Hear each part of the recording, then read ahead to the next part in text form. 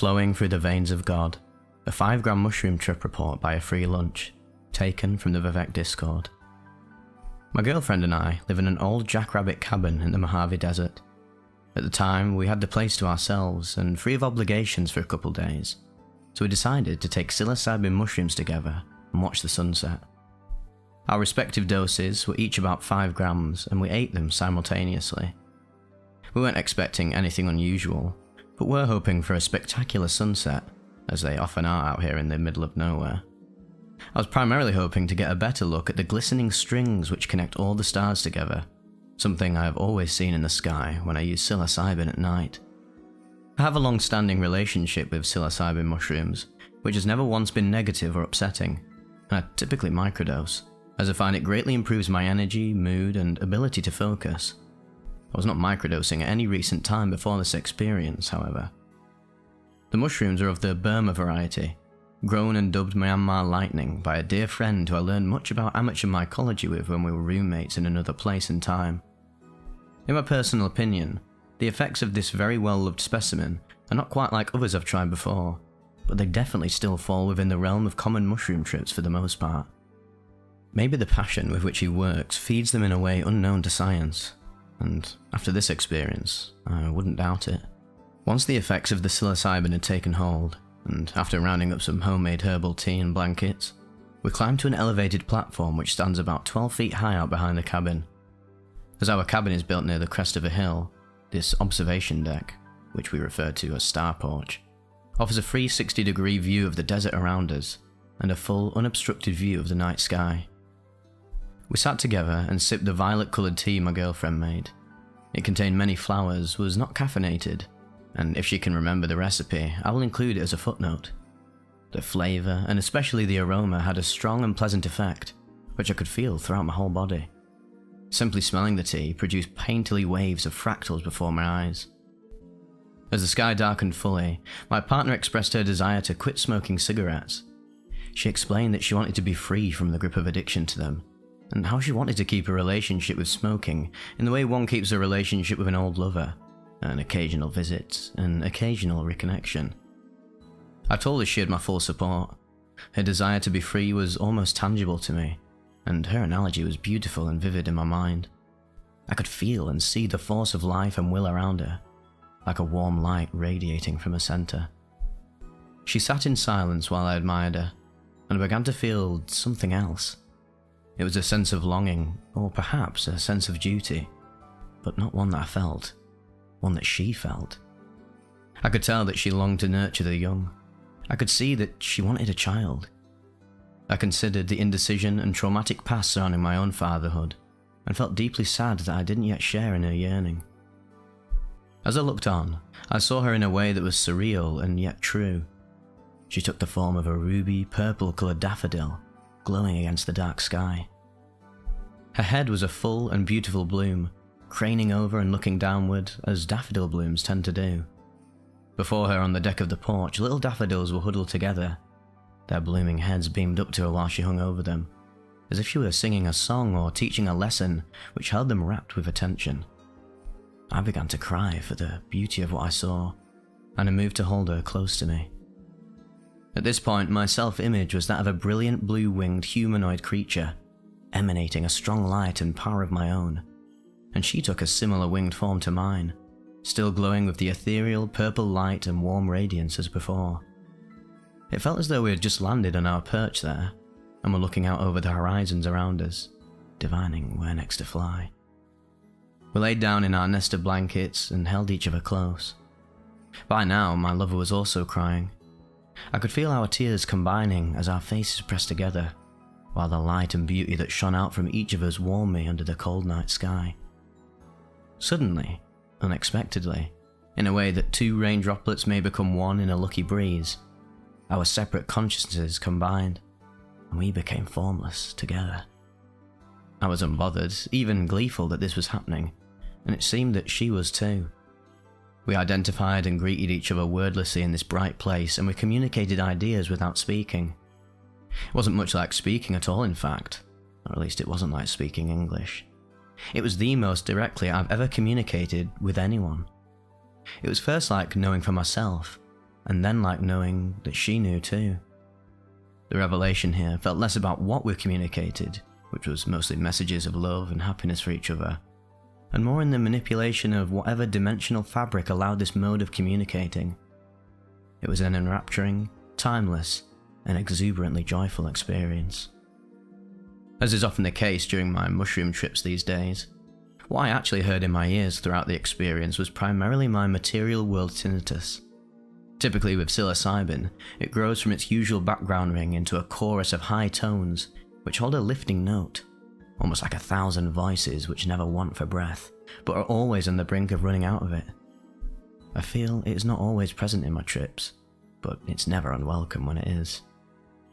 The physical sensation was that of being immersed in a warm and flowing, even bubbling liquid light, almost as though each of us was suspended in a solution of the other. What I saw once we had settled into being in our new dimension added immense depth to what I felt, and I can best describe it as beautiful, grotesque, and humbling. It was like a H.R. Giger painting, but warm, colourful, happy, loving, and encouraging.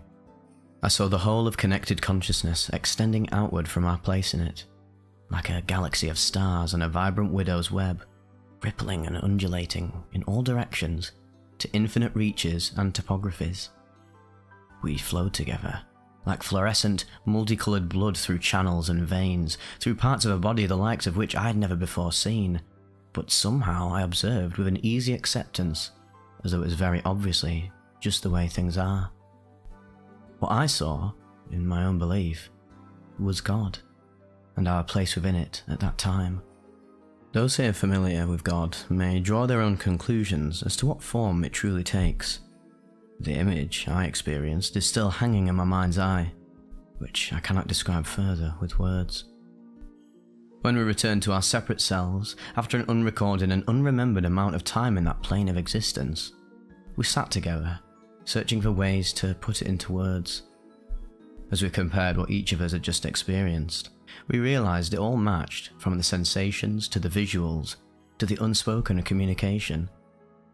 The fact that I was able to see from an elevated perspective while merged with another person who can corroborate what happened constantly blows my mind. A psychic connection? A soul bond? Whatever it was, we both felt it was a glimpse into a greater truth beyond our perceived world. Coming from an early childhood of Sunday schools and youth groups, to eventually becoming a high school atheist, I've long since my mid-20s worked to develop a personal spirituality that is divorced from religion, and to find faith which lacks dogma, while still informing my sense of morality. It is through this experience that my years of seeking felt deeply rewarded, and at the time of writing, I still think about this daily. This peek behind the veil was moving for both me and my partner. Unlike any vivid dream I've had, which tend to fade quickly if I don't write them down soon enough, this happened months ago, and this is the first time I'm putting it into writing. It was so real, I couldn't forget a single aspect of it. We decided the same night that though we wish to experience more of what we saw, we understand it may never come to us again, and we have to yet try to replicate the experience in any way we can. If it ever happens again, I will write of that here as well. I hope this report is somehow meaningful to others who are seeking. Psychedelics, even when taken unceremoniously, can change your life in the attitudes you take toward it. They can reveal and amplify what's inside of you, and what's all around you, even if you don't always see it yourself. Respect them and ingest them with love and care. Thanks for reading. So, he actually left the ingredients for the tea. Oh my god, I'm going to butcher so many of these. Well, just one. Calendula, violet, rose petal, rose hip, hibiscus, chamomile and honey. I'll feature them on the screen if you're watching. Now, what's interesting about this report is that we actually have a second one here, and this is covering his girlfriend's experience, so I'm just going to jump straight into that. It's a really nice addendum to the report.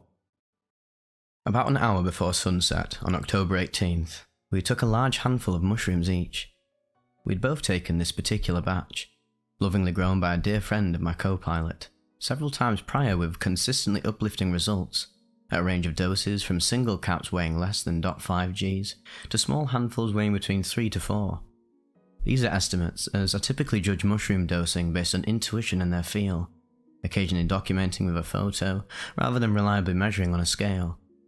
On this occasion, we decided to take more, and I believe we took around 5 grams each. In my experience, a hallucinogenic dose of psilocybes results in a series of predictable physiological effects as the material begins to metabolize, in this case after about 15 minutes. Starts with a mild nausea that is resolved by laying down supine and closing my eyes. There is a subtle physical sensation of blood rushing to my head, or my brain seeming to feel warm. Sometimes this is accompanied by chills, and it is very important for me to head that off because if I continue to feel cold, that can result in the nagging sensation of wetness anywhere my body is feeling chilly. Luckily, we live in the Mojave Desert, and mid-October the highs were still in the 90s and the lows barely dropping below 70. So, as I lay down in my warm kitchen on the dinette bench, I felt a wave of strong drowsiness wash over me and waited patiently for the side effects of the come-up to subside. This stupor, however, was much more pronounced and long-lasting than those I experienced previously. When my partner checked on me after 15 minutes of laying there, I remember explaining that I felt sleepy and nauseous. I wasn't really uncomfortable, because I understood that I had taken a higher dose than I'd possibly ever done in the last 15 years of using it, and I was accepting of the temporary state. Another 15 to 20 minutes went by, the sunlight was now disappearing, and I got up to urinate and immediately felt so drowsy it verged on dizziness. I remember telling my partner I felt weak as I left the bathroom. We'd taken this dose with the house to ourselves intentionally to have an evening of laughter, cuddling, and stargazing while our roommates were away. 2 months prior, we'd started living together, and our relationship was blossoming into a more serious commitment. Both of us had looked forward to having an opportunity to share quality time together while our roommates were absent. As he caringly inquired into my status, I became aware that I wanted to proactively shake my side effects, and something struck me that I needed to make a tea. I set a pot of water to boil and pulled every dried flower out of my herb drawer: calendula, chamomile, rose petal, rosehip, violet, and hibiscus. In that moment, I noted a lack of thought process and the feeling that I was operating on pure instinct, not recognizing until the flowers hit the pot why my subconscious had motivated me to prepare the elixir in the first place. The second I smelt the terpene-laden vapors, I immediately felt more clear-headed, and the persistent nausea vanished. The liquid was a gorgeous violet colour, and felt excited that I had done some kind of kitchen witchery in an altered state. I'd made a love potion for myself and my partner to enjoy for our romantic evening, simultaneously addressing the symptoms of onset, because I was ready for them to be over by now. Since I was feeling so much better, I gathered up a few items to take up to our star porch, a climbable shade structure in our backyard with a deck about 12 feet off the ground. We were accompanied by comfy pads, pillows, blankets, the pot of flower potion sweetened with honey, as well as water, seltzers, and a speaker. We climbed up, and for the next several hours we remained up there, literally pissing off the side of the thing rather than leave the stars in each other's company. As we settled in, I don't remember the details of our conversation, but I do remember a lot of laughter, swells of euphoria, and gratitude for my home, my lover, his dog, my cat, the desert around me, and everything it has provided since moving there a year and a half prior. After an unknown amount of time, counting blessings, probably somewhere around an hour, I began to speak about my unhealthy dependence on cigarettes, and as I spoke, I realised how much I would like to embark on cessation efforts. This was the first time I ever brought up this insecurity with my partner, and as we sat together under the starry sky, I started to feel an omnidirectional expansion of my soul, a feeling of letting down a wall that had been overgrown in my mind to the extent that I forgot it was there, a state of pure emotional vulnerability in the safest possible place, in the arms of a person who was equally open to cradling my heart as it poured out my mouth. He heard my description of my desired freedom from addiction, and held me tighter and enthusiastically agreed that he wanted me to experience release from the chains of my toxic relationship with tobacco. As he grasped me, it seemed like I could feel every muscle fibre, every pump within a blood vessel, every electrical charge in his nervous system. "You are such a beautiful person," he gasped. Overcome as tears streamed down his face. I thanked him, eyes closed, and over the next few seconds the sensory inputs of the material world were steamrolled by an all-encompassing spirit realm visualization. spectacularly coloured undulating patterns that resembled fiddleheads and octopus tentacles unfurling. I was physically held tight into the chest of my partner, but that was secondary to the experience of being encased in an egg-shaped pink, white, golden yellow orb of safety and love. It was while in the egg that I knew for certain that he and I were fully communicating telepathically, and that he was having an equally immersive experience connecting directly to the soul. We both continued to hold each other close and allow this moment of transcendence to play out as long as it possibly could, both of us occasionally muttering something like, "Wow," and gently crying with wonder. In the egg, I started to transmit psychic messages to other loved ones. We were situated in a dimension that made it impossible to account for the amount of time in the standard reality. Our mutual journey to the spirit realm slowly eroded, and I realised I was back in my body. We started to speak to each other out loud again, and even though I was certain that he was having the same experience as I was while we were having it, I was relieved and super excited when I started asking him about what he was seeing and telling him what I was seeing. And it really was as it felt in the moment. We had successfully soul melded. This was the peak effect of the mushrooms, but the trip was far from over. We continued to decompress, laugh, came down from the star porch to snuggle the dog and the cat, and finally lay down in bed, falling asleep as the sunlight returned. This was the most life-affirming experience I've ever had with another person, and the most potent out-of-body experience I have ever had, period. It's one of those situations that, as much as I'd like to verbalise every detail, I feel like the language of love is poorly translated into English.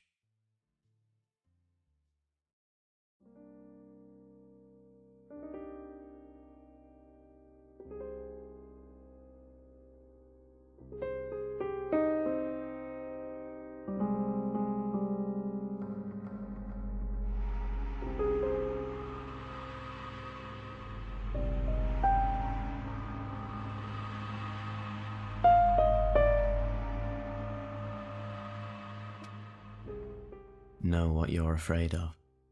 A 10-gram solo mushroom trip report by Tommy's Planet, posted to the Psychonauts subreddit 6 years ago.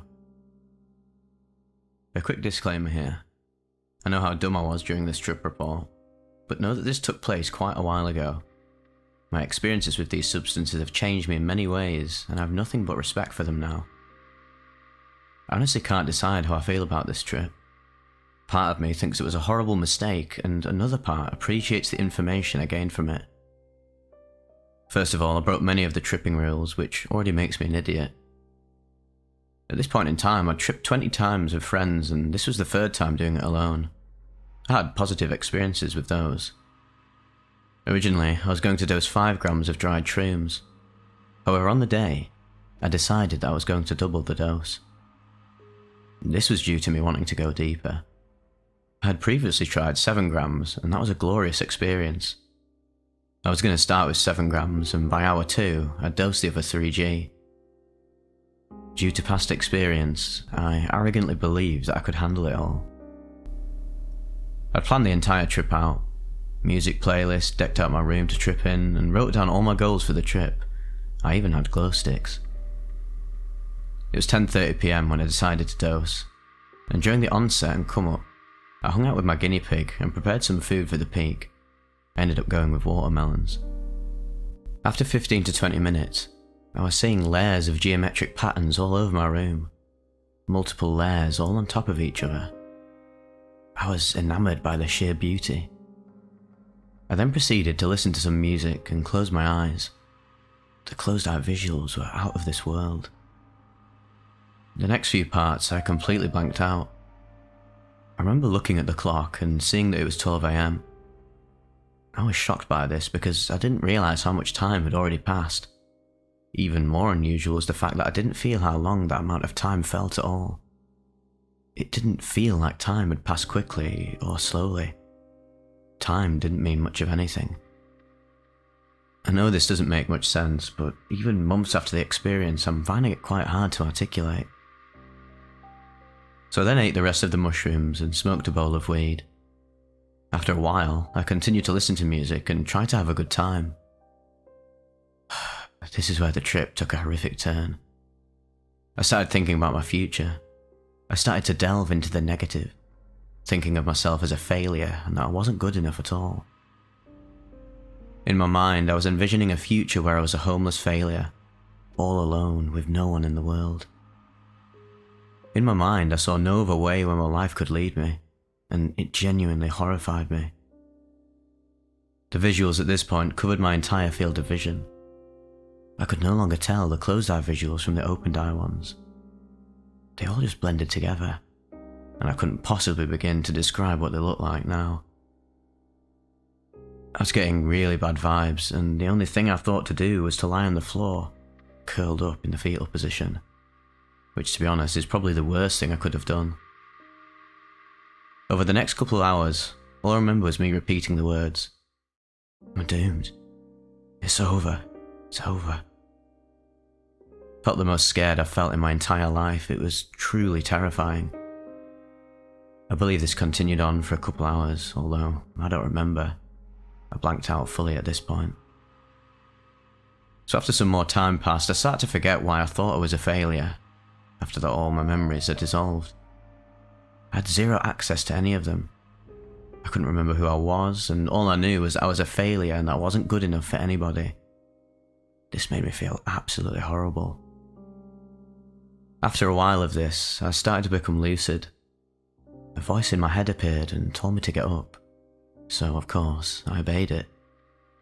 It was a struggle though, as all my joints felt winded up and I had this massive body load going on, which obviously hindered my movement. However, this had gotten me out of my nightmare, and I remembered that a way to get out of a negative headspace would be to change the location. So there I went, and wandered into the room next to mine where I kept my guinea pig. Seeing things that were familiar to me grounded me entirely. I was finally starting to remember. It was 3:30 AM now. I started to relax and actually started to turn the experience around. But funnily enough, as soon as I started to relax, I projectile vomited. Luckily, I made it to my bin, so there was no mess. I remember the sick kept coming and coming. Sorry, I know that's gross. A short time passed, and I began to think that maybe I'd actually tricked myself into thinking I was throwing up, although the smell shot down that fury soon after. The clock read 4 AM, and I came to the conclusion that I needed some sleep. The body high I got was quite pleasant. I then played with some glow sticks, and the traces were awesome, and watched the visuals fade away. This trip really taught me a lot of things about myself. It showed me what I was afraid of, and more. It wasn't instantly beneficial, but I'm still integrating the information months after the experience. It really helped me get to the root of a lot of my problems, ranging from insecurities, low self-esteem, and a lack of self-confidence. The fact that I eventually got myself out of it and managed to pull it together actually gave me a strange sense of empowerment, though it did take me long enough. Before this trip, I've had difficult and bad experiences, but nothing can compare to this one. This and a previous trip woke me the fuck up. These compounds demand respect, and I can guarantee that I learnt my lesson. Heroic doses require a trip sitter. This trip showed me what I was afraid of. Not in the sense of being scared of spiders or anything, but the true demons that we all have. So I continue to trip around once a month, and I'm planning many more experiences for the future. I hope you guys enjoyed reading my nightmare trip.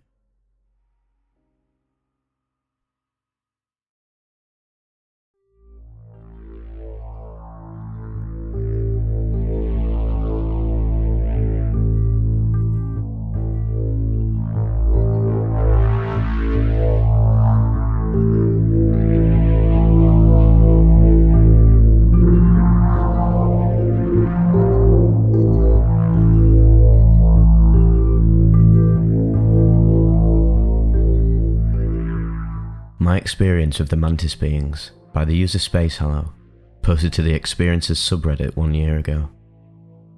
So this is something that is on my mind every day since it happened.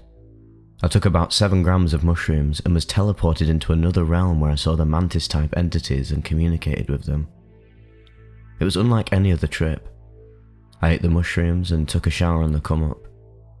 They hit fast and I actually started tripping while still in the shower. That's when I saw the first one. I had my eyes closed and this beautiful green and gold bug-like entity appeared in front of the blackness of my closed eyes. It gave me a feeling of peace and love, telling me to finish washing up and to go to bed. Well, when an entity like that tells you what to do, you listen. I finished up and crawled into bed with nothing but a small lamp to light the room. This is when I blasted off.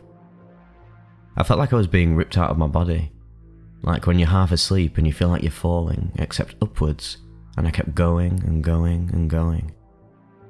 They took me into a room that had no windows and looked like an old back room in an office building.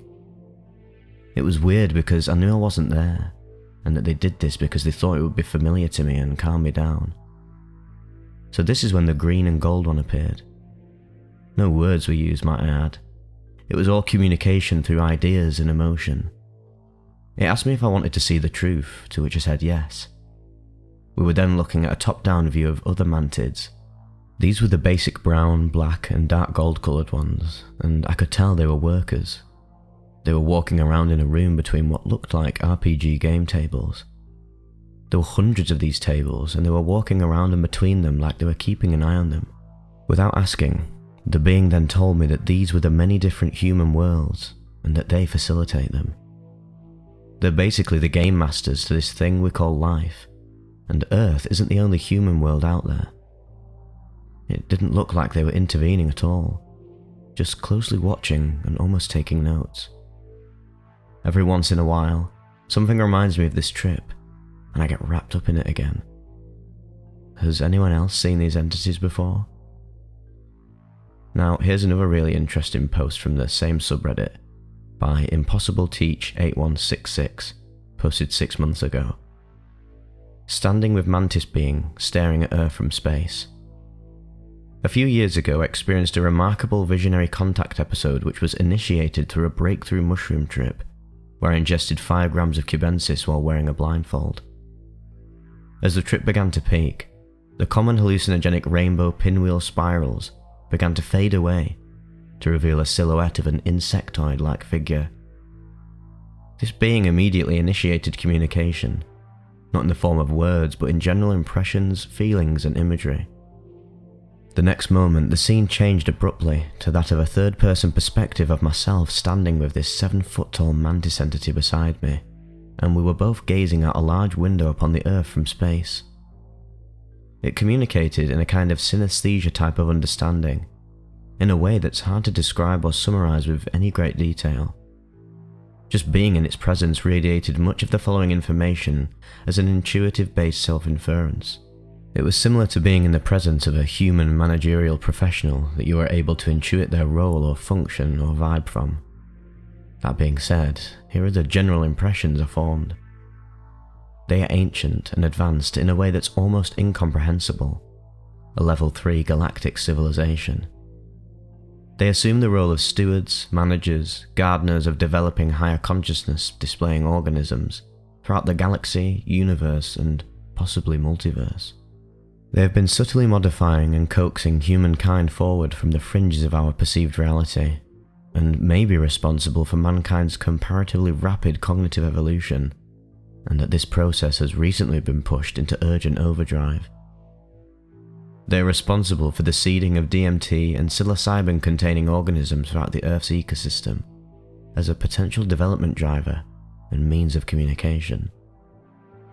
My personal read on this being is that it was a stoic, enlightened scientist, interested in the diversity of expressions of life and consciousness throughout the galaxies. It had a paternal, wise old master, older brother kind of vibe to it. It was very Vulcan-esque, hyperlogical. It was encouraging, understanding, and with a muted sense of humour. It conveyed this sense of deep sadness at the plight of humans and of the ecological state of the Earth, and encouraged action to help in some way. No specifics given. Just do something, help yourself, help your neighbours, try to heal the world. Just try, essentially. I also formed the impression, after having this experience, that the universe is some kind of vast simulated or digitized hyperdimensional reality whose inner mainframe can become accessible through higher states of consciousness, and that these beings have reached a level where they can almost act as programmers, being able to manage, modify, and intrude upon our three-dimensional bubble in ways that seem impossible. I awoke the next morning to find a praying mantis insect, normal size, that was waiting for me outside in an odd and obvious spot, which registered to me as a signal from them that this experience was actually real. So here's another post by the user GreyHat111 posted 5 months ago. Saw mantids on 3.75 grams of psilocybin-infused chocolates. At the peak of the trip, the walls of this reality became fuzzy, and I began falling down within myself into some other dimension where I could see 4D plate-like grid structures that made up a dimensional space we can't normally see that overlaps our own. In this space, the constructs of the dimension looked like orange, purple, grey and black lines that crossed at intersections in every direction of each point where the grids were located. In this space, I saw the mantids. They were people-sized mantids that had jobs and involved the choices that we make in linear time. If you've ever seen how older animated movies are made, where they take a bunch of still images and run them together to make a motion picture, well, that's kind of our reality. Each timestamp or choice we make in linear time, these infinite mantids carry each of them off into some unknown space beyond that, storing them in the Akashic records, if you will. They are the keepers of our reality, and they are all around us at all times, just watching, feeling, harvesting, keeping. Each time I would close my eyes, I would see one of them just standing next to me in this other space, and it'd freak me out because it's just bam, right there with its big-ass head and skinny body. Apparently it was my guide, my teacher, my keeper, just always there, watching me, guiding me on. I sat and watched them go about their work for a while, and then just faded off into the rest of the trip, watching movies for the rest of the night. All in all though, it was an amazing experience, and it's honestly crazy what these mushrooms can show you.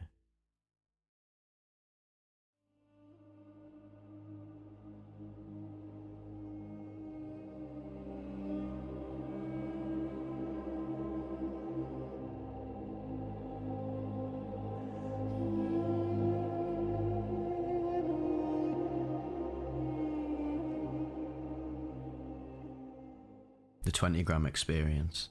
A post on the Shrooms subreddit by the user KillMyDay69. As some of you know, I trawled on 20 grams of dried mushrooms last Friday. I work as a guide at an ayahuasca retreat centre, and once in a while we all meet and trip together, and this Friday there were 30 people travelling on ayahuasca and shrooms. We had 3 shamans chanting and singing for us, 2 guys, 1 woman. I prepared mushrooms lemon tech style, 4 oranges, 1 citrus and 1 peach. An hour or so before the journey, I mixed my grinded shrooms in with the lemon. We all went to the ceremony room and had a talk all together. Under that talk, I began worrying that the shrooms would lose potency due to the long time it was mixed. But believe me, that's a waste of thought. I drank the mix sitting up and stayed up about 10 minutes before I think I felt the mushrooms kicking in. So I laid down, put some shades on my eyes and covered myself with a blanket. The music accompanying us was rainforest sounds, and it just went on and I was floating with it. Suddenly the sounds were ripped apart by the most feminine voice I've ever heard. She sang like a goddess, and it was by then that I was slipping in and out of my very mind. At one point, in the beginning, I got really confused because I was thinking to myself, did I do DMT? Because I was in that sort of universe but at a much slower pace. It was moving together with the female shaman's voice. It was really magical.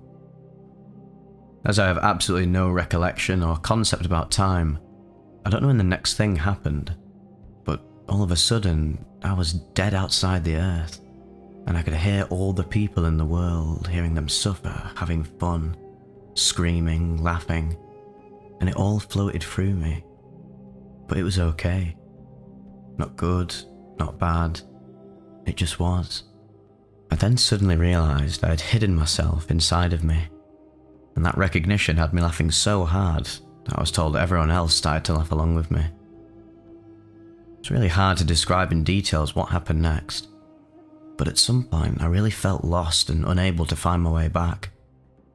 It was like I was travelling through eons and through different periods of time. I could sense how time had changed the earth, and I knew that where I was not my time on earth. It was either in the past or the future, and the totally strange part about this was that the voices I heard were not of my native language. It was German, Russian, and so on and so forth. But I understood everything, and I could hear them all calling for God. It was in that place that I suddenly felt lost. I began to call for my wife and my sister, but naturally they didn't come. I gotta tell you, it was scary losing one's own self, particularly just after I'd found myself deep within. I kept the eye shades on, as I was too scared to take them off. Felt like I might land in another universe or time. After what felt like an eternity, I kinda realised that I'd put myself here to begin with, and that I was alone and had to let go of everything. Family, wife, kids, and so on and so forth, to liberate myself from the feeling that someone should save me. That was the turning point for the trip, and I was lifted even higher in the universe where the gods reside, and it was blissful to say the least. Next thing that happened was the strangest thing I've ever encountered on a journey. Normally, when the shaman decides the trip and journey is over, normally after 6 to 8 hours, he stands up and says with a high voice, "The journey is now ending, and the trip sitters will go and prepare fruits." But when he did that, I was like, hell no, I'm not ready to step out now. So the journey continued. Then after what was feeling like hours, he came again and again and again, at least 8 to 10 times. I was like, what the fuck, do I control time? Kept saying the same thing over and over again. At some point I just sat up and took off the shades and everyone was there. Holy Doctor Strange, it was, wow. I was still tripping, but not as hard. The next few hours, all I had was cool patterns on the night sky, and so I think in total, the trip lasted 6 to 8 hours. It's now Monday evening and damn, I feel great. I feel like everything was reset and I can do exactly what I want with my life. I did happy Saturday evening, and it really grounded me in quite a special way. Just want to thank you all for reading. Next time, I'm doing 25. All the love to every one of you. Now, in a little follow-up to that, in the comments section from a deleted user, they state that in 2008, I did 20 grams of dried B+. I'd tripped hundreds of times and used other drugs heavily since 1995. After that trip, I've never touched a drug again. I would like to trip again at some point, but that trip just destroyed me and rebuilt me from the ground up. I can't really say it was an enjoyable or not enjoyable trip. It was just different. The come up was like the peak I experienced on a brown microdot of acid. I was seeing people ranting in a different language, looking like Pinocchio puppets. Then from every corner, every surface, a bright light emerged. It was not psychedelic. It was a bright white light. It took over everything until all I saw was white itself. For 3 hours, I have no memory. I have no idea what I saw or felt. I started coming down and I felt burnt out. I sat shell-shocked in my backyard watching a universe hang in the cigarette smoke, planets, stars, moons in beautiful detail. And at the centre of it all, I saw this bright white light. I crawled into bed that night, a changed man. But in the following year, I did develop some extreme anxiety and had to start all over from scratch. I left my job and found one I love. I left my girlfriend and found one I love. It was something that I'm glad I did. I needed saving. but I would not recommend or do it again. Captain Fatbad replies, I've been to this all-white place on 22 grams. I compare it to the white loading room in the Matrix. I could still hear voices all around me. I thought I was stuck that way. I didn't touch psychedelics for almost 15 years after that. User replies with, I had no awareness I could remember. It's like I stopped existing for 3 hours straight.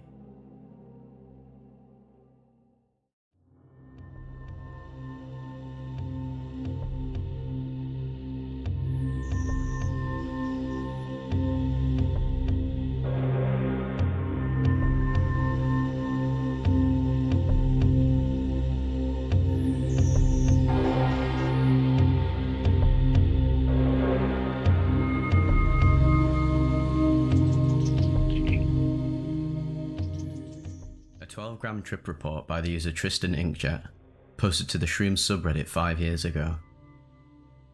I don't know who'd care to read about my trip, but I thought my 12-gram experience was noteworthy enough to share. I grabbed 2 ounces from a guy I met through my weed plug. Allegedly it was straight from Oregon from some clinical stuff. I don't know, probably BS. But anyway, I ended up selling most of it to people around the dorm who I smoked with, and ended up with about 21 left over. So I just said to my friend, yo, what kind of stuff do you think I would see if I ate like half of this? And one thing led to another, and I ended up with a triple-decker peanut butter shroom sandwich, 12 grams in total. Took a goddamn long-ass time to get it down. I've tripped about 40 or so times, and the taste of shrooms is enough to make me vomit my kidneys out. It's so gross. Some bad trip along the way changed that for me. The come-up lasted for an unusually long time. About 2 hours in, I remember talking to my friend about how I wasn't really seeing any changes at all. I could feel the body sensations that I normally get from psychedelics starting to creep in though. With shrooms, the body high makes me feel pretty uncomfortable, even on lower doses, but this was on another level of intensity. I could barely even keep myself from crying because of how intense it was. All I could do was close my eyes and hope that the world around me doesn't consume me up, and my every thought with it. And that is when stuff got very interesting for me. When I closed my eyes, I was met by a dozen or so of these beings that seemed to live inside of me. They looked kinda like elves with a tiny pointed nose and a big mouth full of hundreds of teeth. And as I observed them, I saw these elves operating machinery inside of me, making all of my body parts work. These weren't benevolent woodland elves in my head. These guys were straight demonic. When they came to greet me, I was terrified by the malevolent grins of these unbelievably alien-looking creatures. They also very much wanted out. There were times when I could feel them crawling around my insides, trying to find a way to escape, and that feeling persisted for quite some time.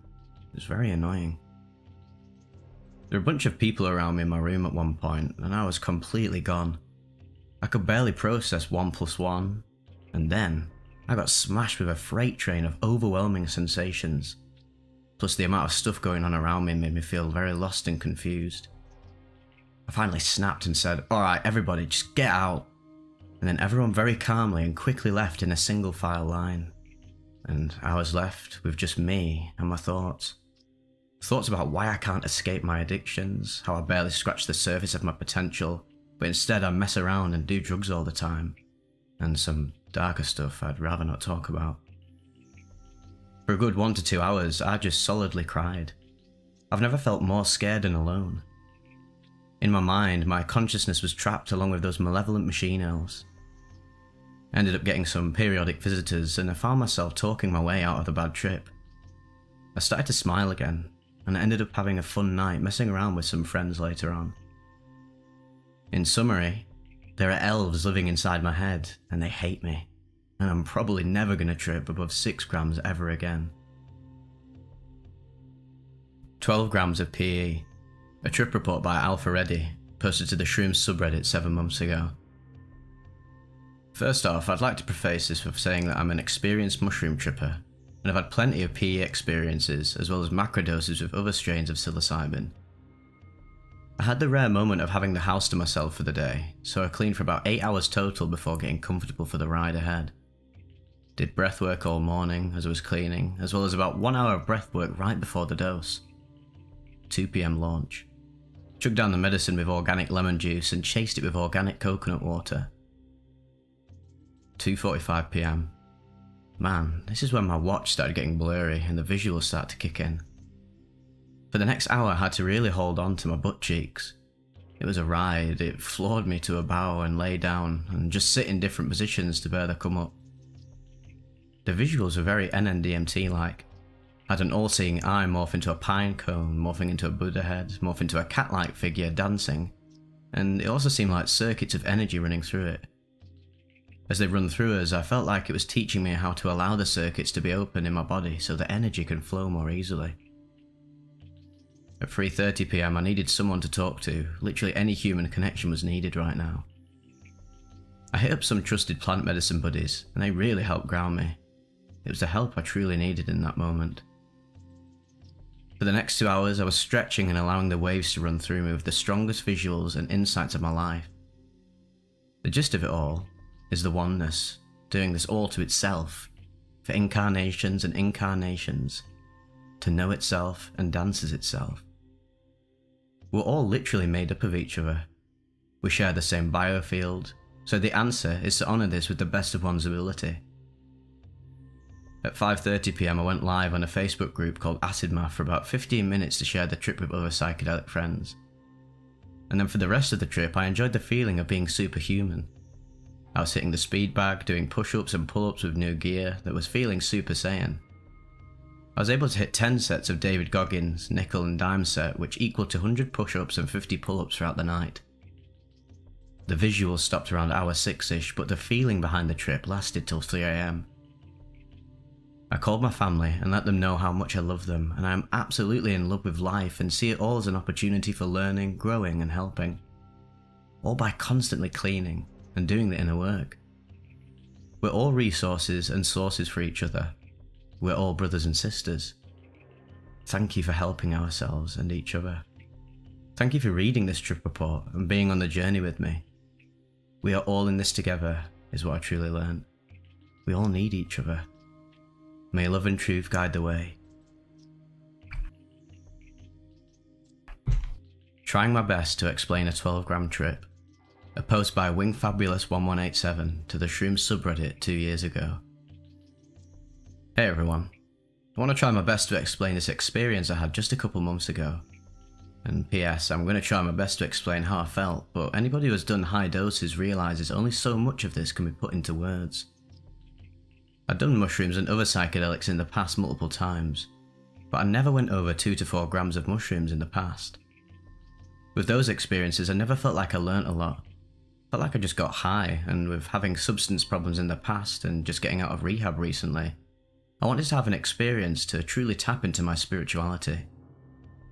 I bought a ½ ounce, got home, ate about 2 grams, and played games for about that whole trip, when I wanted to suddenly eat more. I wasn't weighing them out, I was just taking them out of the bag, watching YouTube, and before I knew it, I had about 2 Gs total left, which I just ended up eating since I was so deep already into it. I was just laying in my bed looking at the ceiling, preparing myself for what was about to happen. No amount of preparation is enough. By the time I was done eating them I wasn't tripping, but I didn't feel right, and before I knew it I already blasted off.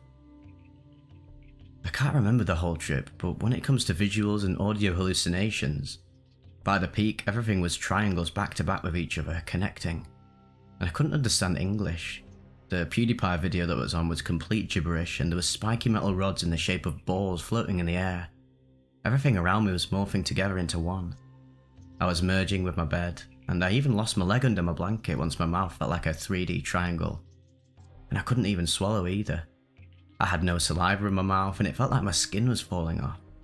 It didn't hurt, but if I would lick my lips it would feel like they came off with my tongue. Everything was one, and I was melting into the world. When it comes to my mental state, I was stuck in my head completely. Even though I was so high, I was almost sober in my head. I knew how to stay calm, and I kept telling myself I was going to be okay, but that was my ego on top. Deep down, I was thinking, what if I never stopped tripping, because I fried my whole brain. And by the time I peaked, I was just getting a PTSD flashback of my overdose that sent me to rehab. I thought it was going to happen again right now, since I thought I was actually dead. I'm sure it was about 10 hours, but it felt like a week of suffering the whole trip. Sounds horrible, but honestly it taught me so much about this amazing substance. It punished me, but once I came out of that trip, I could appreciate life to a different extent, since I learnt how death feels and how much more there actually is to this world we live in. Writing this up, I was shaking the whole time, but by the end I wasn't anymore. I had to share this experience as it was too much weight on my chest. Thank you all so much if you read the whole thing. 12-gram mushroom trip report from last night by the user Scooby Indigo, posted 2 years ago to the Psychonauts subreddit. Okay, to start this stuff off, let me just say there is no easy way to explain what this trip really was. There honestly is no human words that can explain that trip, except it was absolutely ape sacks. I had the intention to take those 12 grams and meditate and have a crazy inner journey, but let me tell you how naive I was to the power of these mushrooms. They completely destroyed any perception of anything. I was in my own room, in my own bed, and I was tripping so much sacks I didn't even know where I was. I was starting to lose sense of any reality and lose my entire grip on the sanity of my mind. But in a good way, I guess. I met God, I met the devil, and everything in between. I probably experienced every human emotion possible in the span of 30 minutes. I definitely would not recommend doing that high of a dose unless you are absolutely comfortable with yourself and ready to face the inner chaos that you just can't see sober. It opens up the door to some raw parts of the psyche, and let me tell you what, that shit is raw as hell. We're all capable of so much beauty and so much love, but every single one of us is absolutely capable of pure destruction and evil. But it's how it has to be, I guess. The yin-yang of the universe's law. Anyway, sorry if that stuff is all over the place. Like I said, there's really no way to explain that trip very easily. And to any others thinking about doing a heroic dose like that, just know that this stuff is no joke whatsoever. You have to be fully comfortable feeling insane with no grip on your reality. But I guess that's what I love about mushrooms. I'm naturally a little bit crazy by nature, and very comfortable with who I am. So, it was a very good trip overall, honestly. But do I recommend doing that large of a dose? Not at all. It was fun for me, and I guess I would do it again. But please, don't follow in my footsteps.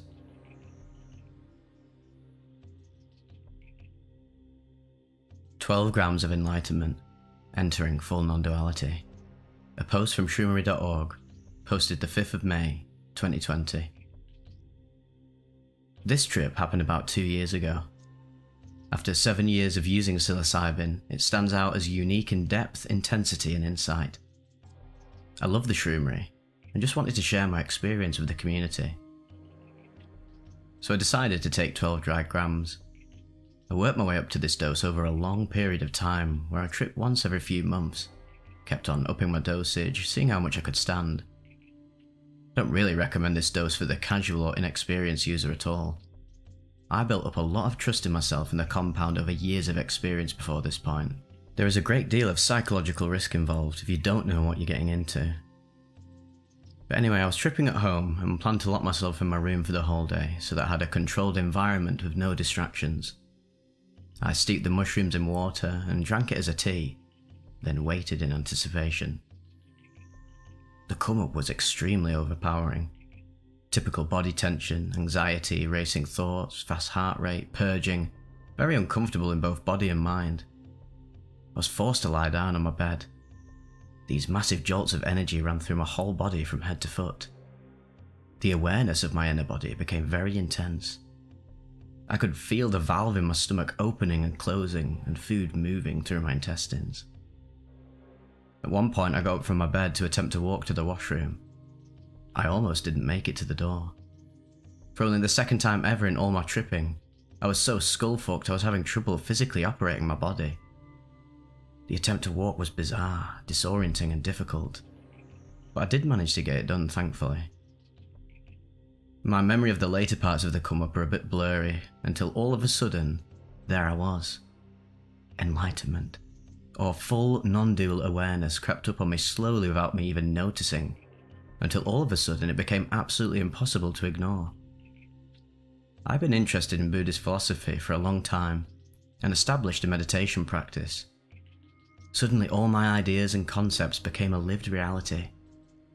The illusion of free will dropped away completely, and absolutely every part of my experience became effortless and automatic. Everything was flow, happening by itself, without any need to exert will or effort. Whether thoughts or physical motion, everything moved on its own, of its own accord. At the same time, my sense of self-identity entered ultimate synesthesia. I became everything and nothing simultaneously. This was at least the second greatest moment of my life. It was the feeling of complete psychological freedom. Finally free from attachment to the conventional sense of self, of being the man in the machine responsible for keeping everything functioning. Finally, I could simply relax and let everything happen effortlessly. I could sit back and enjoy the rest of my life. Smoked some marijuana during this experience, and towards the end of the day I was still tripping heavy, and I even think that marijuana contributed to me becoming delusional. I started experiencing synchronicities in my environment that corresponded to my thoughts. I started to believe the whole world was a simulation, that time was moving backward, and that the singularity was about to occur, and that I was literally about to enter the fifth dimension and become God. It was a severe mindfuck and not of any particular value to me.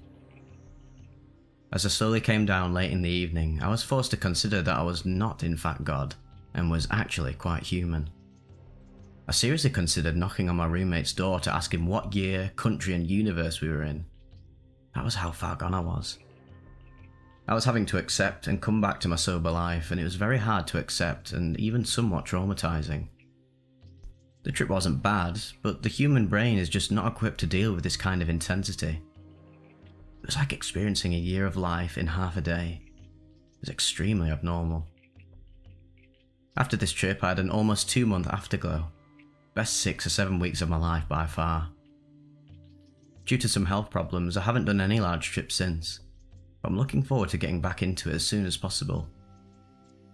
Here in my normal life, I am once again locked in standard egoic consciousness, and it is a burden I am eager to be ridden of. I continue with meditation and microdosing, and they do help me make it easier to bear. I feel a sense of presence and unity that I never used to feel in my life before meditation and psychedelics. With just a little bit of relaxing and focusing on my experience, my identity merges with everything again. The world becomes paper thin and utterly meaningful. Anyway, happy tripping, fellow Shroomerites.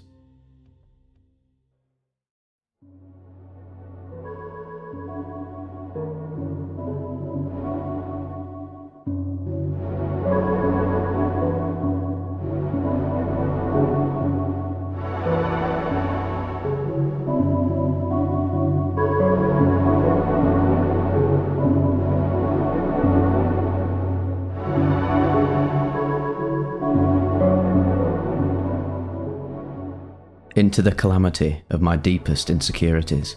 A 15-gram SV10 mushrooms trip report, posted on the Vivek Discord. One thing to note before I say anything, is that this was my first time ever having raw mushrooms, so I don't quite know what to expect. This is not meant to be an encouraging story, more of a cautionary tale.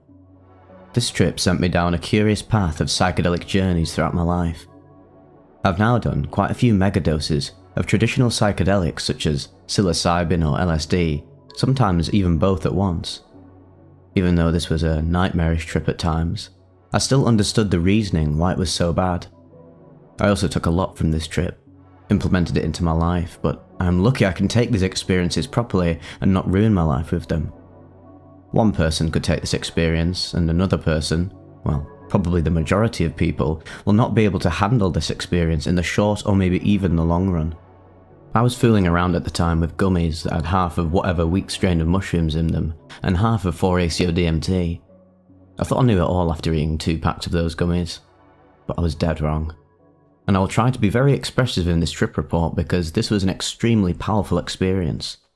It started when I got the connection to a dealer who sells some potent mushroom strains when he can find them, so they end up going quite quickly. I got a drop with a 10 strip of Tamarak tabs, which was fine because it was going to be the first time dropping LSD. And I also got a bag of SV10 mushrooms, which are a cross between the strains albino chode-wave and yeti. The mushrooms reeked, but I was very excited to try them. When I got it, I had a sandwich bag filled about halfway when I held it in my hand. They looked awesome. Pale caps and very blue all around the stems and a little on the caps. When I held them, I needed 2 hands to hold them all. A nice big bowl of shrooms, I thought. I told my friend, who had much more experience than me at the time, that I had what I thought to be 7 grams. I was going to eat them all because I had done what I thought was 6 grams of the mushroom gummies and had some ego loss, but not much. I was not ready for this experience, mind you, and didn't know that he had messed up the bag or just felt very generous and gave me the remaining 15 grams of SV10 he had left. I put the mushrooms on a scale and it weighs out as 15 grams, but naively I don't believe it, and told myself it was 7 because, well, I didn't know what any dose of shrooms looked like really. I also thought a ½ ounce of shrooms would be a massive mountain that you would need a grocery store bag to fit them all in at the time. So, later that night, I tore the mushrooms into big, thick chunks. I put a lot of the mushrooms mixed with Doritos. I heard of someone doing this, so I tried it out. My stoned mind at the time thought it would be good somehow. Unfortunately, they didn't all fit, but I started to eat them anyways. I didn't like the taste and texture of it, so I dumped the chips on my counter and picked all of the mushroom chunks out. So, I went downstairs to look for another option. I decided on the classic method. I made 3 peanut butter jelly sandwiches and went back upstairs and noticed the time was about 7:45 PM. I placed the chunks of SV10 on all the bread slices and they covered every piece of the sandwich in thick mushroom chunks. I consumed everything within 30 minutes, besides a few small mushroom chunks as I started to feel nauseous. I ate a few small mushroom chunks off the little bit left, and then washed it down with water, almost throwing up as my stomach was loaded with psilocybin. I made a mess out of the chips in my bathroom because I spilt Doritos everywhere.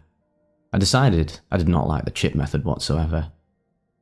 Now after this I was coming up very swiftly already, so I went to the toilet to clear my stomachache. I started to get a bad gut feeling about this trip. I thought I really knew what I was doing, which was absolutely hilarious. Things were getting frantic and I was having traces already. This was much different than the normal 45-minute to an hour come up that is usual. It was like I finished eating, and then I was tripping the next second. My eyes were dilating, and things were waving. I started to pick up the mess I made, feeling fairly disoriented and starting to panic for no reason out of fear from leaving a mess. I started tripping hard enough to the point it was, well, hard for me to focus on the chips at all, and I had to clean even though I couldn't see them. The malaise was starting to become more and more prevalent. I kept missing spots, so I lazily wiped them onto the floor. What is going on, is all I could think. Then the bad trip starts. I cleaned up the best I could in the bathroom. I went into my room and turned on the lights. I sat in my bed with my eyes on my knees, scared and feeling worried about something. My mum came in to talk to me about my homework, but I shooed her away and told her I did not feel good and I was just going to go to bed. I felt extremely bad for doing this because she was respectfully telling me to keep up on my work, but I was irritated that she was on my ass about it a few minutes after eating an ungodly amount of mushrooms. I turned off the lights and texted my friend. Bad trip, we'll be gone for a while, frantically. I started to enter an ego death state for the first time in my life. I was petrified for what is to come. This was an entirely different ballgame. I was used to the happy and fun giggle trips with eye candy and felt like a super dopamine rush. I did not want to believe mushrooms could possibly be this strong. No way. I turned the lights on to see geometrical, rigid motion-like reflections taking place. The room was mirroring while I looked at my tall fan. I turned off the lights again, and I began to see the sunrise through my window. The outside world is continuing on while I was in for a rough time. And this hit me hard for some reason. I realised how beautiful life is in such a scary and eye-opening way. I thought of being outside in the June summer evening, with a girl and then with my friends, and how badly I want to be out in the world right at that moment. Everything was so sad to me. I just wanted to stop tripping so badly at that point. I turned the lights back on to be met with a frightening sight at the time. Everything was fake. My ever so precious reality was BS at that point. It took on a fake, plasticky, synthetic experience. I looked at my wall, and within the patterns, I see hundreds of clowns and jester faces popping out and glitching like a Windows XP error repeating over and over and over again. In a vivid, three-dimensional live image, I could feel the jester's anger with me. My room took on a circus-like appearance. I shut the lights off, scared of the hallucinations. I scrambled for the melatonin that was for some reason in my pocket so I can try to sleep this off. Later on, after the experience had ended, I thought it was quite funny looking back on this, but in the moment I realised how real things were getting. I go up to use the bathroom again, but I could not stay up straight to save my life. I was talking to myself incoherently as the waves were throwing me off balance. Everything was way louder than usual, and my audio hallucinations are lagging in and out and echoing. It sounded like I was tapping into whatever is beyond the Matrix. Almost like a ticking noise repeating and echoing and washing over my brain, going at a fast tempo of whomp, whomp, whomp, whomp. It was a deeply mesmerising sound. I get to the toilet in slow motion and I pull out my pants to see, well, I have no genitals whatsoever. I was pissing a stream out of nothing. The toilet was warped to an odd shape and it was shrinking and growing while my stream was twisting into infinity. This terrified me. So I pulled up my pants simultaneously as I finished using the bathroom and ran back to my room, slamming my door extremely hard from my loose shroom arms. I was mortified that my mother or father would try to ask me what the hell is going on, because it was very, very loud. Time was slowing and slowing and slowing as I went more and more and more mad. I came to the realization that I was dying. My time perception was non-existent, and I seemed to be looping random thoughts in my brain. It's hard to tell when you don't have another person to confirm if you were or not, because when you loop, you do not realise it. I just realised that this is the end. I've died. I was rolling around in my bed, wishing my agony would end. The next thing I remember was me trying to get up to use the bathroom again. I started to feel great pain and aches all throughout my body. The mushrooms did not want me to move, but it felt like I was falling apart. I laid back down, and the pain went away. I started feeling numb and transparent. I rolled around more and more and trying to get up again, but even weaker now, I ended up crashing my skull into my headboard behind my bed. I slammed it oh so very hard, but did not even feel it. I touched my body to feel that it is numb, completely numb now. It wasn't like a normal numb feeling, it was just nothingness. I speak out loudly, why? Why is this happening? My voice was foreign to my ears and was very altered from the audio hallucinations. I started to have to use the bathroom again, but I couldn't get out of bed at all. I ended up wetting the bed and my pants as I literally could not hold it in any longer, and I was scared to go into the light because the hallucinations were so powerfully terrifying. This would be annoying later on, as you could expect. As I started to break the veil in this reality to the unforgiving mushroom land, I started to scratch my chest and eyes. I was trying to pull myself back to reality, ever so desperately fighting against the breakthrough. I'd heard of breakthroughs, but this was not what I expected, and I did not realise I was breaking through, because I was so naive to the power of psilocybin. Finally, I forcefully blasted off into the unknown. I eventually found myself in a black void. No, blacker than black, in fact. I was in this void for what felt like years. My connection to the real world was completely shot during this time. And then, of course, the trip advanced, and in this void I noticed jester entities. They see me, get right in my face, and dance all around me, taunting me, making fun of me. It felt like they were laughing at my ego, humiliating me. I kept thinking that every one of my friends would make fun of me for having a bad trip after being so confident in taking this dose. I was tormented by these celestial beings taking on a circus theme for what seemed to be years and years and years. I eventually came to the realization that they were teaching me a very big lesson. I needed to stop being so damn insecure of what other people think of me. Why should I give a damn of what some other dumbass thinks of me? At the end of the day, I'm not going to die if someone tries to put me down. People will always be jealous or think they are better than everyone else. I used to get insecure and angry at people teasing me. A lot of the time, I would always let it get to me very deeply. Other people thinking that I was a joke was my biggest fear. People not taking me seriously. I could even hear them say things behind my back. They mocked me. But at the end of the day, I guess it doesn't matter. I used to do dumb things, and people would react how they would react. It's never going to change, so why let it get to me at all? I remember briefly being in a savannah-like plane. It felt like the afterlife. After this massive wake-up call, I started to exit the breakthrough, but I was still tripping exceptionally hard. I felt like I was no longer human, that I was turning into multiple foreign creatures straight from Tripland at once. My ego dissolution started to weaken, and I turned the lights back on as I was out of the peak, and I calmed way, way down. When I turned on the lights, the room looked very wide horizontally and vertically, as I typically get after a massive mushroom trip. The entire room goes black and white, and then, if I had to describe it, an almost industrial hue of deep colours. There were patterns everywhere, and I could see clown faces appearing in the plaster marks on the walls around me.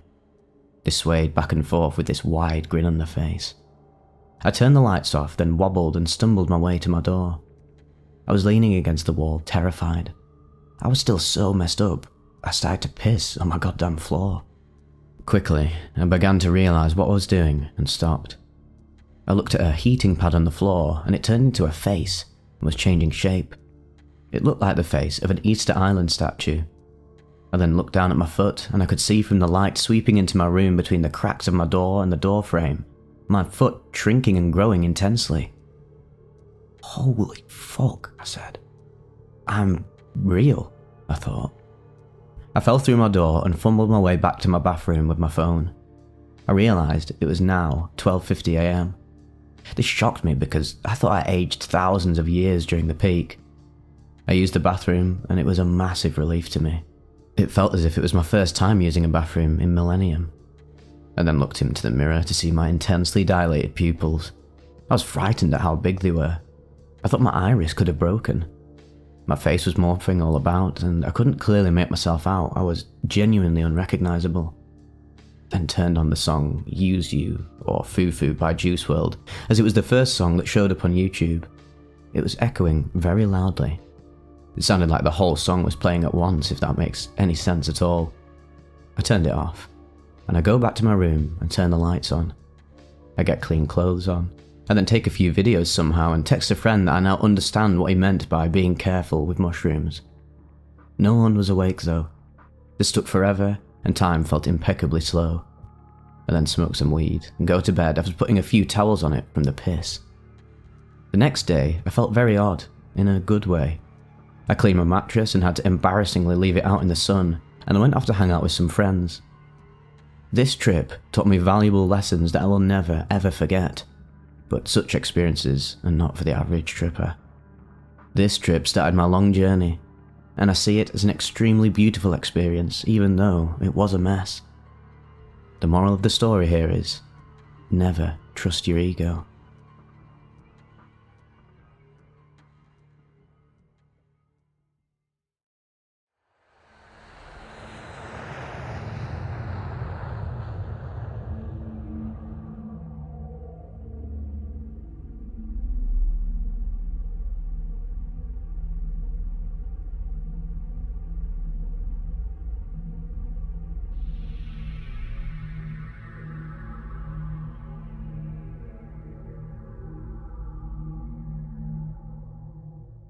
A Journey Through the Realms of Madness, a 20 to 30 gram mushroom trip report, posted to the Vivek Discord.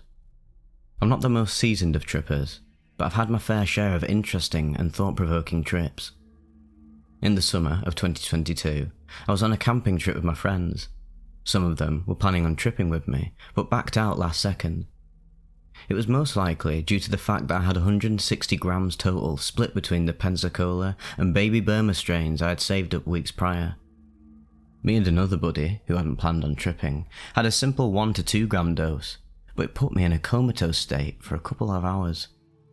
All I remember was I was sitting in front of a fire wrapped in a sleeping bag, and the sun was just starting to set when I started tripping.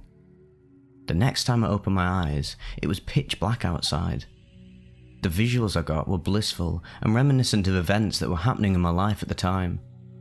I described it to my friend as if I was peering into heaven's pearly gates. We enjoyed our stay and headed back to town, not too long after we arrived there.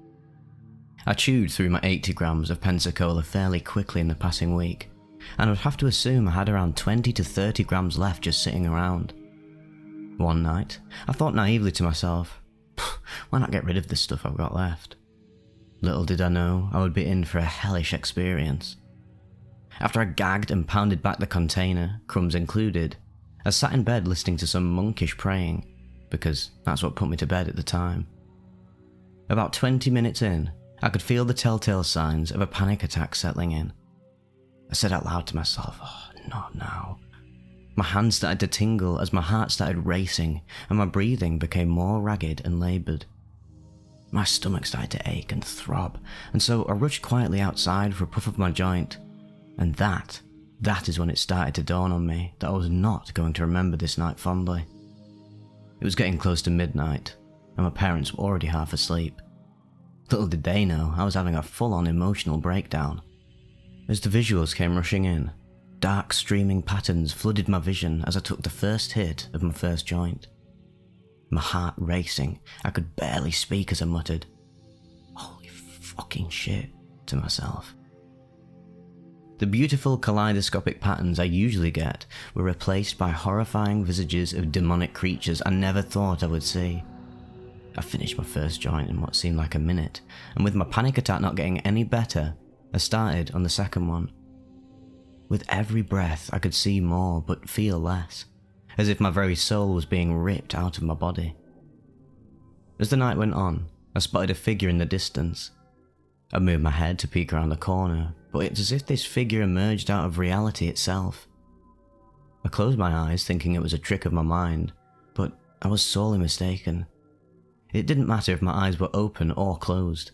The figure stood there glaring at me, and when the mess of visuals finally came to a clearing, what I could only describe was Cthulhu himself standing before me. I could see the tentacles from his mouth and his glowing eyes staring at my very soul.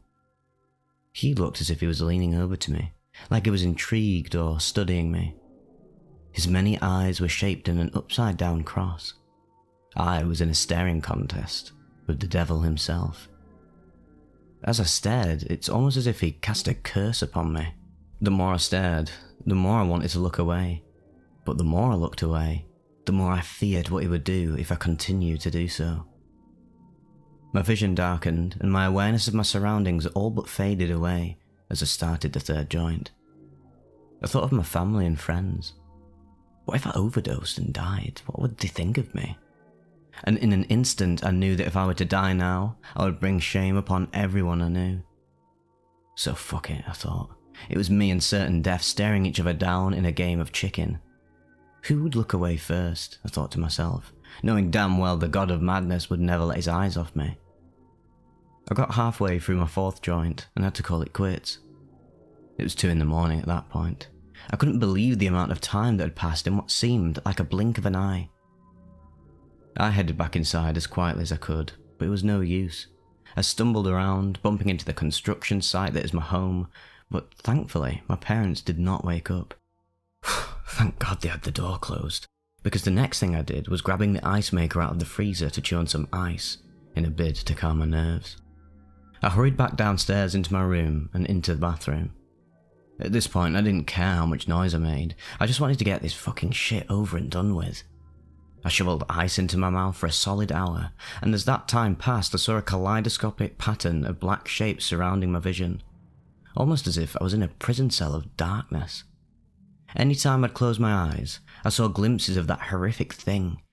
So I tried my best to keep my eyes open, but it was no use.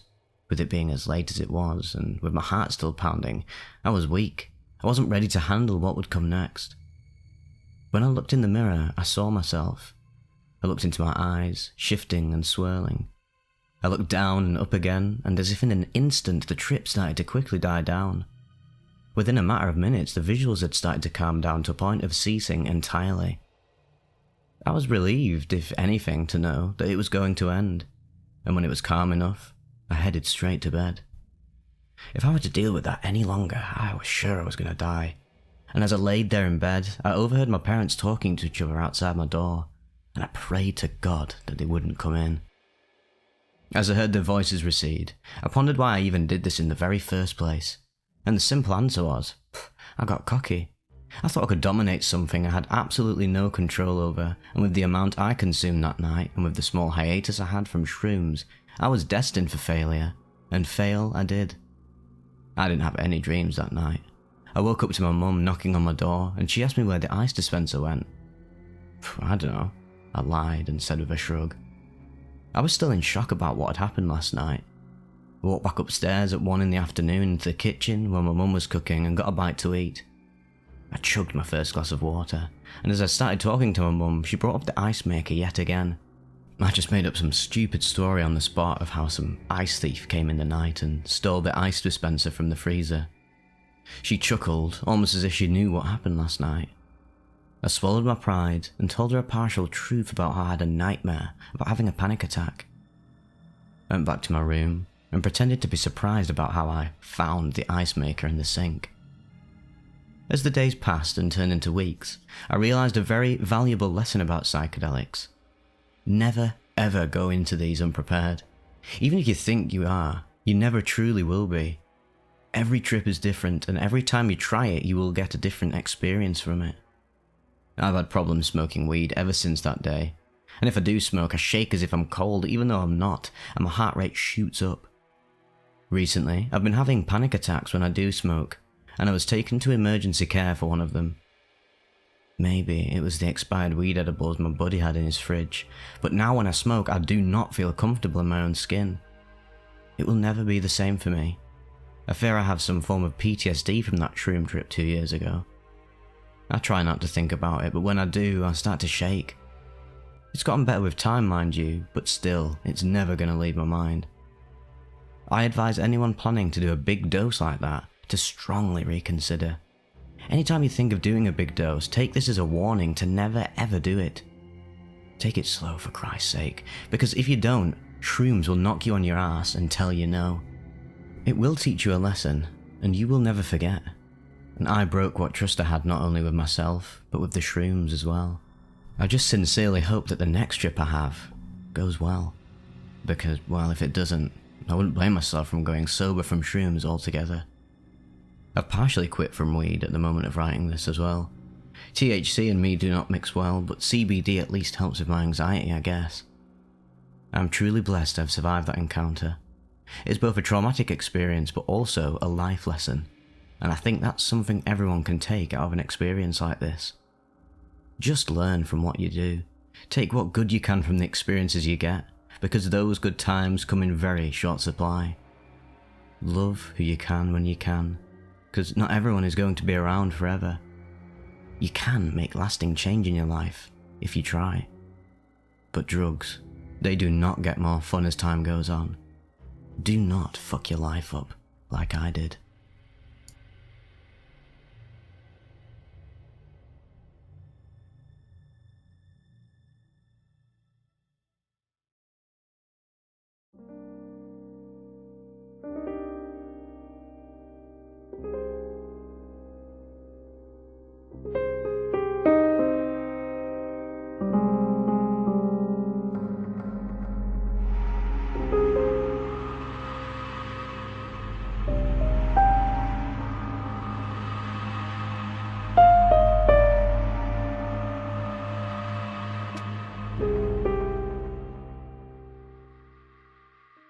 Nucleonistridac, a 6-gram heroic dose of golden teachers, a trip report from the Vivek Discord.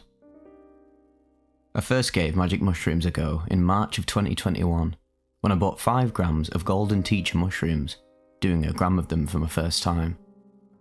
The gram dose felt somewhat like being stoned, and while interesting in its own right, I decided to go deeper and see what I'd encounter, doing 2 grams for my next trip, which led to a very strange and yet fascinating day at the local mall. After experimenting with about 2 grams for a couple months and reading about heroic dose experiences, I decided I was ready to go to that level. A big mistake looking back now. In late May of that same year, I consumed 6 grams after work while at my house. It was hard to get them down, but I managed to accomplish what felt like a challenge at the time.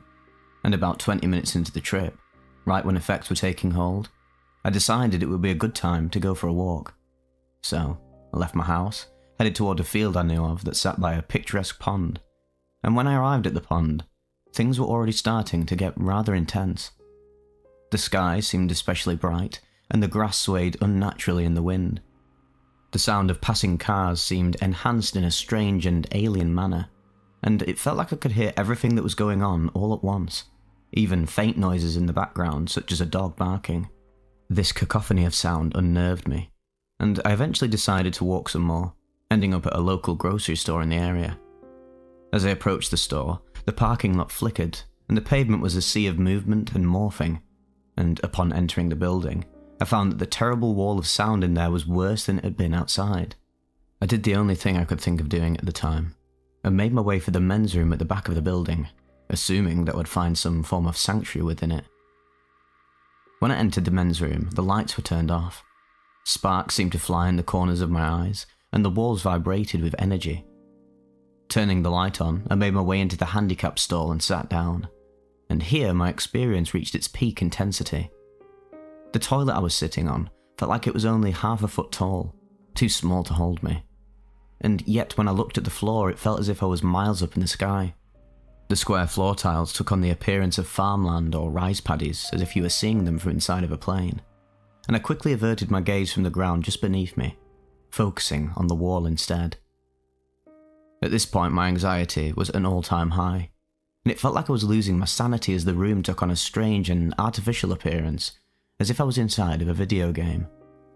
The floor began to shift colours, and the room shook as if an earthquake had struck the building. As I watched, the entire environment had become a strange funhouse reality that disturbed me greatly, and my vision began to glitch. At least, that's the best way I could describe it. One moment I was in this morphing and ever-changing public bathroom, and then for a brief second I was somewhere else. Another reality. Another planet within this one. Across a great plain, I witnessed a very large behemoth looking directly at me from behind a hillside, with fierce eyes. Within my brain, a strange word was spoken with a mechanical voice that resembled nothing I had ever heard before. Nucleonistridac. I believed this to be the name of the eldritch being that I gazed back upon. And just like that, I was returned to the bathroom. I began pacing the stall anxiously, concerned I would never be sober again and would be stuck like this forever. They would eventually find me in here going mad in the stall, and I would be committed to a mental hospital for the rest of my existence. I was convinced that this was the end for me in the worst way possible. My vision continued to glitch, and I would start to see planets. Some recognisable, such as Jupiter, others fully alien, their place in the galaxy unknown. I checked my phone and saw that it was 6:57 PM. Almost 2 hours had gone by since I consumed the 6-gram dose, and I still had 3 or 4 hours of this to go. I called up my best friend to tell him what was happening, and hopefully to get a ride from him home once the effects had subsided, and thankfully he actually picked up. I told him I was tripping very hard and struggling to maintain a sense of reality, and he reached with both fear and awe at what I had put myself through. As I spoke to him, the number 657 kept flashing through my brain in a thought loop that would last me the next hour and a half. The bathroom felt like it was floating in empty space, and I wondered if I opened the door, would I find the store or just a black void of sorts? I was fortunate that in my entire time within the bathroom, only one person actually walked in to use it. There was no way I could have interacted with anyone in person during this experience, and when talking to my best friend, my words were slurred and sometimes hard to get out. It was like trying to talk after having just learned a language, like some important part of my brain had been put into low power mode. Eventually, around 7:30 PM, the effects had lessened enough that I felt safe in leaving the bathroom. I wandered the store for a while, venturing down aisles with an adventurous spirit. It felt like being in a museum of basic modern American life, and I gazed upon each item with a curiosity unmatched. By about 9 PM, the trip had subsided to feeling like I was buzzed on alcohol or somewhat stoned, and my buddy picked me up from the building and took me back to my house. On the way back, I explained everything that had just happened to him, and told him that I felt lucky to be alive at this point. I'd felt so convinced that I would never recover from this trip, and just knowing it was coming to a close felt like the biggest relief I had experienced and would ever get to experience. When I did arrive home, I went straight to bed after having dinner. I was worn out by the trip, like I'd just gone through the most intense exercise of my life. I've never attempted a heroic dose since this day, and I'm not sure that I really need to. Going beyond just how scared I was during my time in the bathroom, It felt to me like these were one of those once-in-a-lifetime moments that you're not supposed to redo. Since this day, I've kept my shrooms dosages rather conservative, doing only 1.5 to 2 grams of Golden Teacher. I've never tried 3 grams of it, specifically due to my fear of a possible repeat of what happened at 6, although in all likelihood, 3 grams would be less intense. How much less intense this would actually be though, is anyone's guess. The closest I've actually come to this trip since the day it happened was when I did Liberty Caps for the first time, at a dosage of 1.5 grams. And even that was still more manageable than my heroic dose of Golden Teachers, since I was able to walk around outside while in the Liberty Caps. I could not have remained outside during my Golden Teacher heroic dose, and I am glad that in spite of my altered state, I still had the sense to find somewhere to hide when I knew the peak was about to make its impact. My advice for anyone attempting a heroic dose for the first time would be to have a trip sitter present, and to please stay inside until the peak.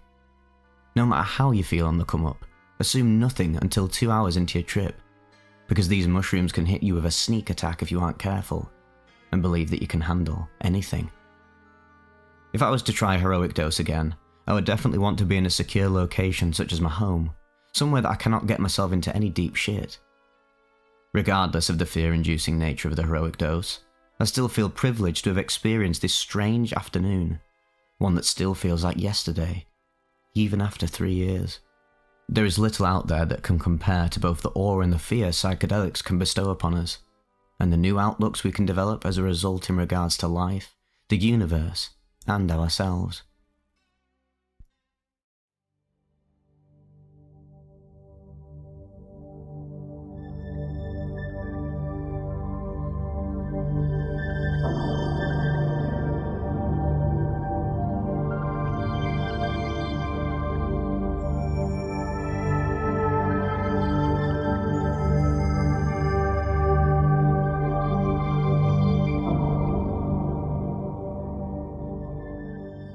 Perseverance, Curiosity and Fortitude, a 9-gram mushroom trip report from the Vivek Discord.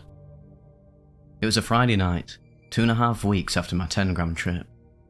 I'd asked the mushrooms to test me to the fullest and give me the most intense experience possible. They gave me exactly what I wanted. Mushrooms are very generous in my experience. Sometimes you can ask and you shall receive, but what you want may not be what you think. I had about 12 grams of penis envy mushrooms out ready to eat them all. I was on the phone with my best friend, and we were talking and preparing for the trip. He started to get very tired as I was getting ready to grind the shrooms down to a fine powder. This made me nervous, but I then realised a FaceTime trip sitter wouldn't do me very good in shroom world, while I was unconscious anyway. I waited until about 1 AM to start. I finally grind all the mushrooms into the fine powder I desired, and start putting the greyish-blue powder in yogurt containers, and start shoveling down the contents. The first spoonful must have been a whole gram, as the white yogurt turned deep blue. I ate the majority of the mushroom yogurt, and by the time the clock struck 2 AM, I was already feeling disoriented and was about to throw up.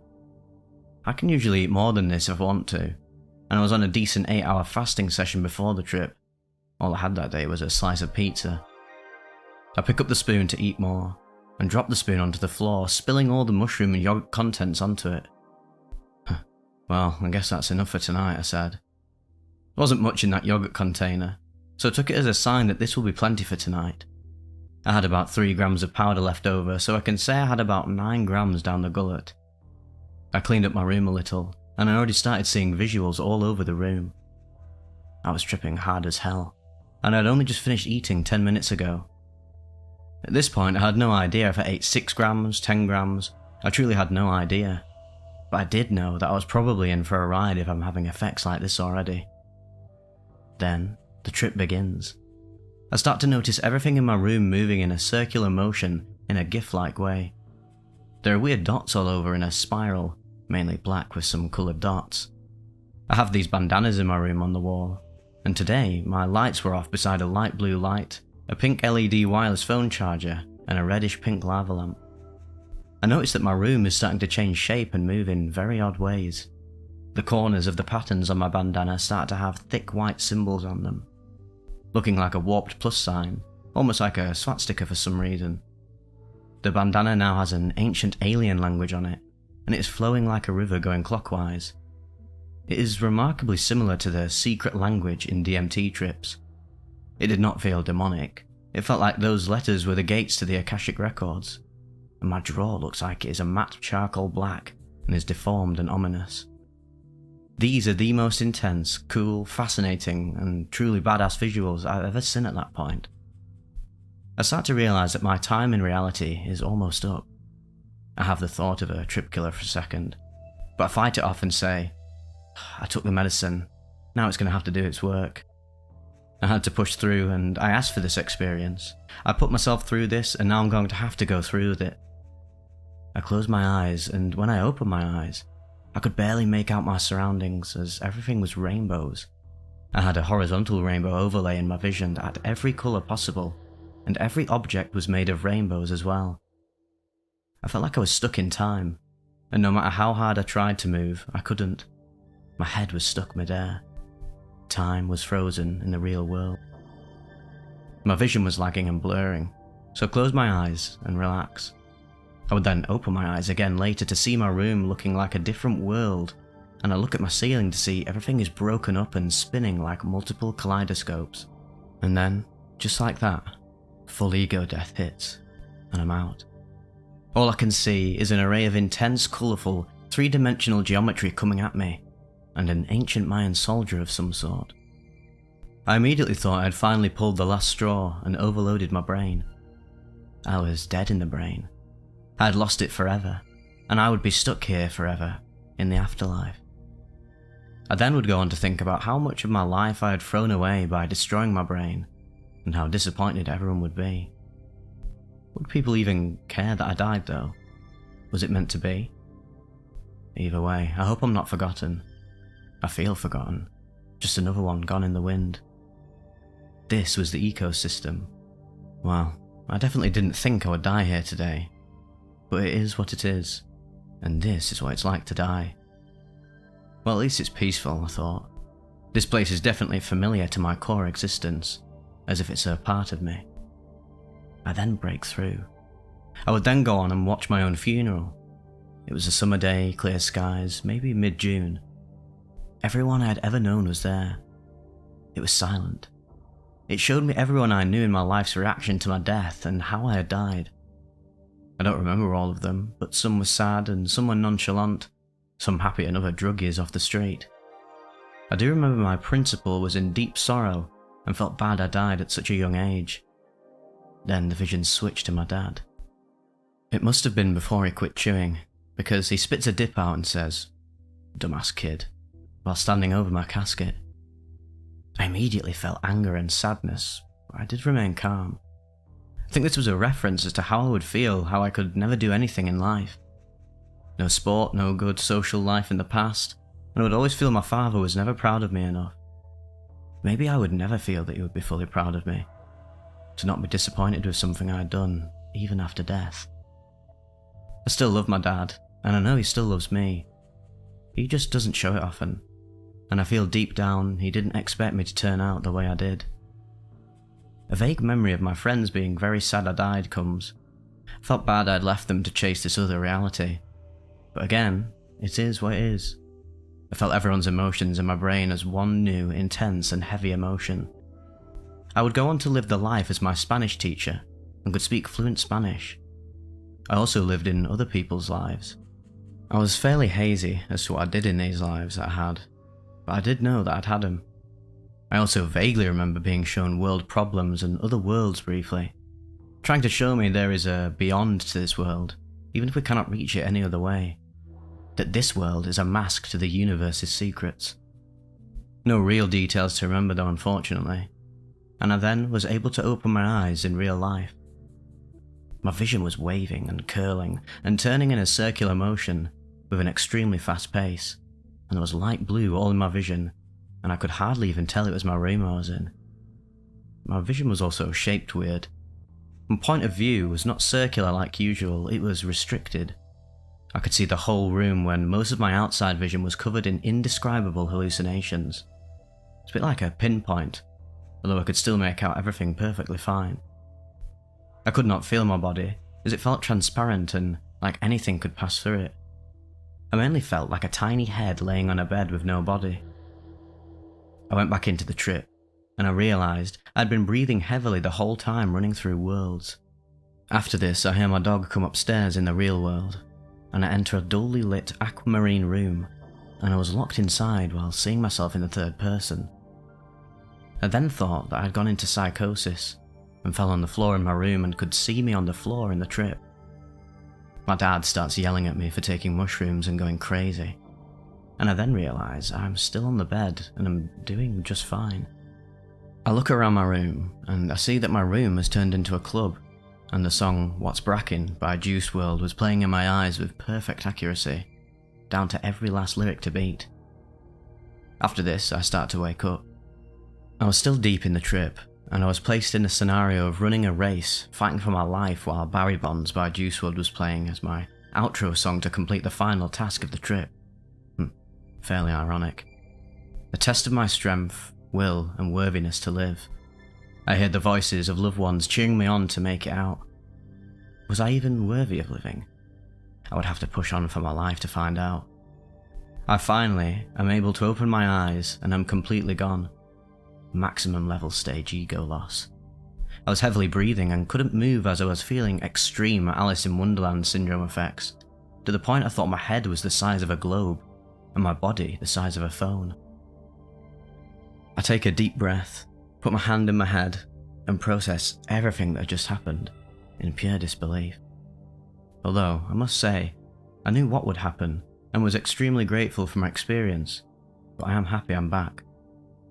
I get up to have a piss when I'm able to, and after taking a few videos of myself and almost falling through my mirror into an abyss, I notice my face is changing shapes, and my facial features are growing and shrinking to the point that I'm not even human anymore. This is all occurring at about 4:45 AM. All of this went down in the space of 2 hours and 45 minutes. I would then ride off the rest of the trip. I had extremely awesome visuals and the most intense and euphoric body high ever imaginable. After the peak is where you can fool around a little and have some fun in my opinion, even on a dose like that. I would continue to see freaky things like my dad standing in my doorway at the corner of my eye, and he would disappear when I looked. I noticed my COD World War II posters looked like the soldier was alive. It showed emotions. It was like it was looking at a live person. Kind of like the paintings that are alive in Hogwarts, except I couldn't communicate with my poster at all. His hands were turning into faces and bodies and a lot of other really cool but freaky things. The corner of my room had a smiley face on it, and everything was deeply vivid in colour. All of these colours were changing, and had an angel-like dust floating around the out-of-place colours in my room. Everything was also intensely wide. It was as if a camera was in my eyes. It would look normal size, but when in the trip you feel everything is 3 times bigger and wider, and you're a giant in slow motion. Also, when I looked at lights, they had a glare to them. Diffraction is the term on Psychonaut Wiki. The diffractions would change into random geometric shapes every second. Circle, heart, square, triangle, even things that looked like a tesseract. My traces must have lasted 5 seconds at least. It looked like I would see things a second after they happened. The floor looked like it was about to float off as well. Don't ask me how, it just did. Everything was so intense yet simple. It was the perfect way to end a trip, honestly. I did feel incredible. Sometimes with psychedelics, it really is a journey of going through hell to experience heaven. Never fight it. Always try to ride with the flow, and understand that this is all happening for a reason.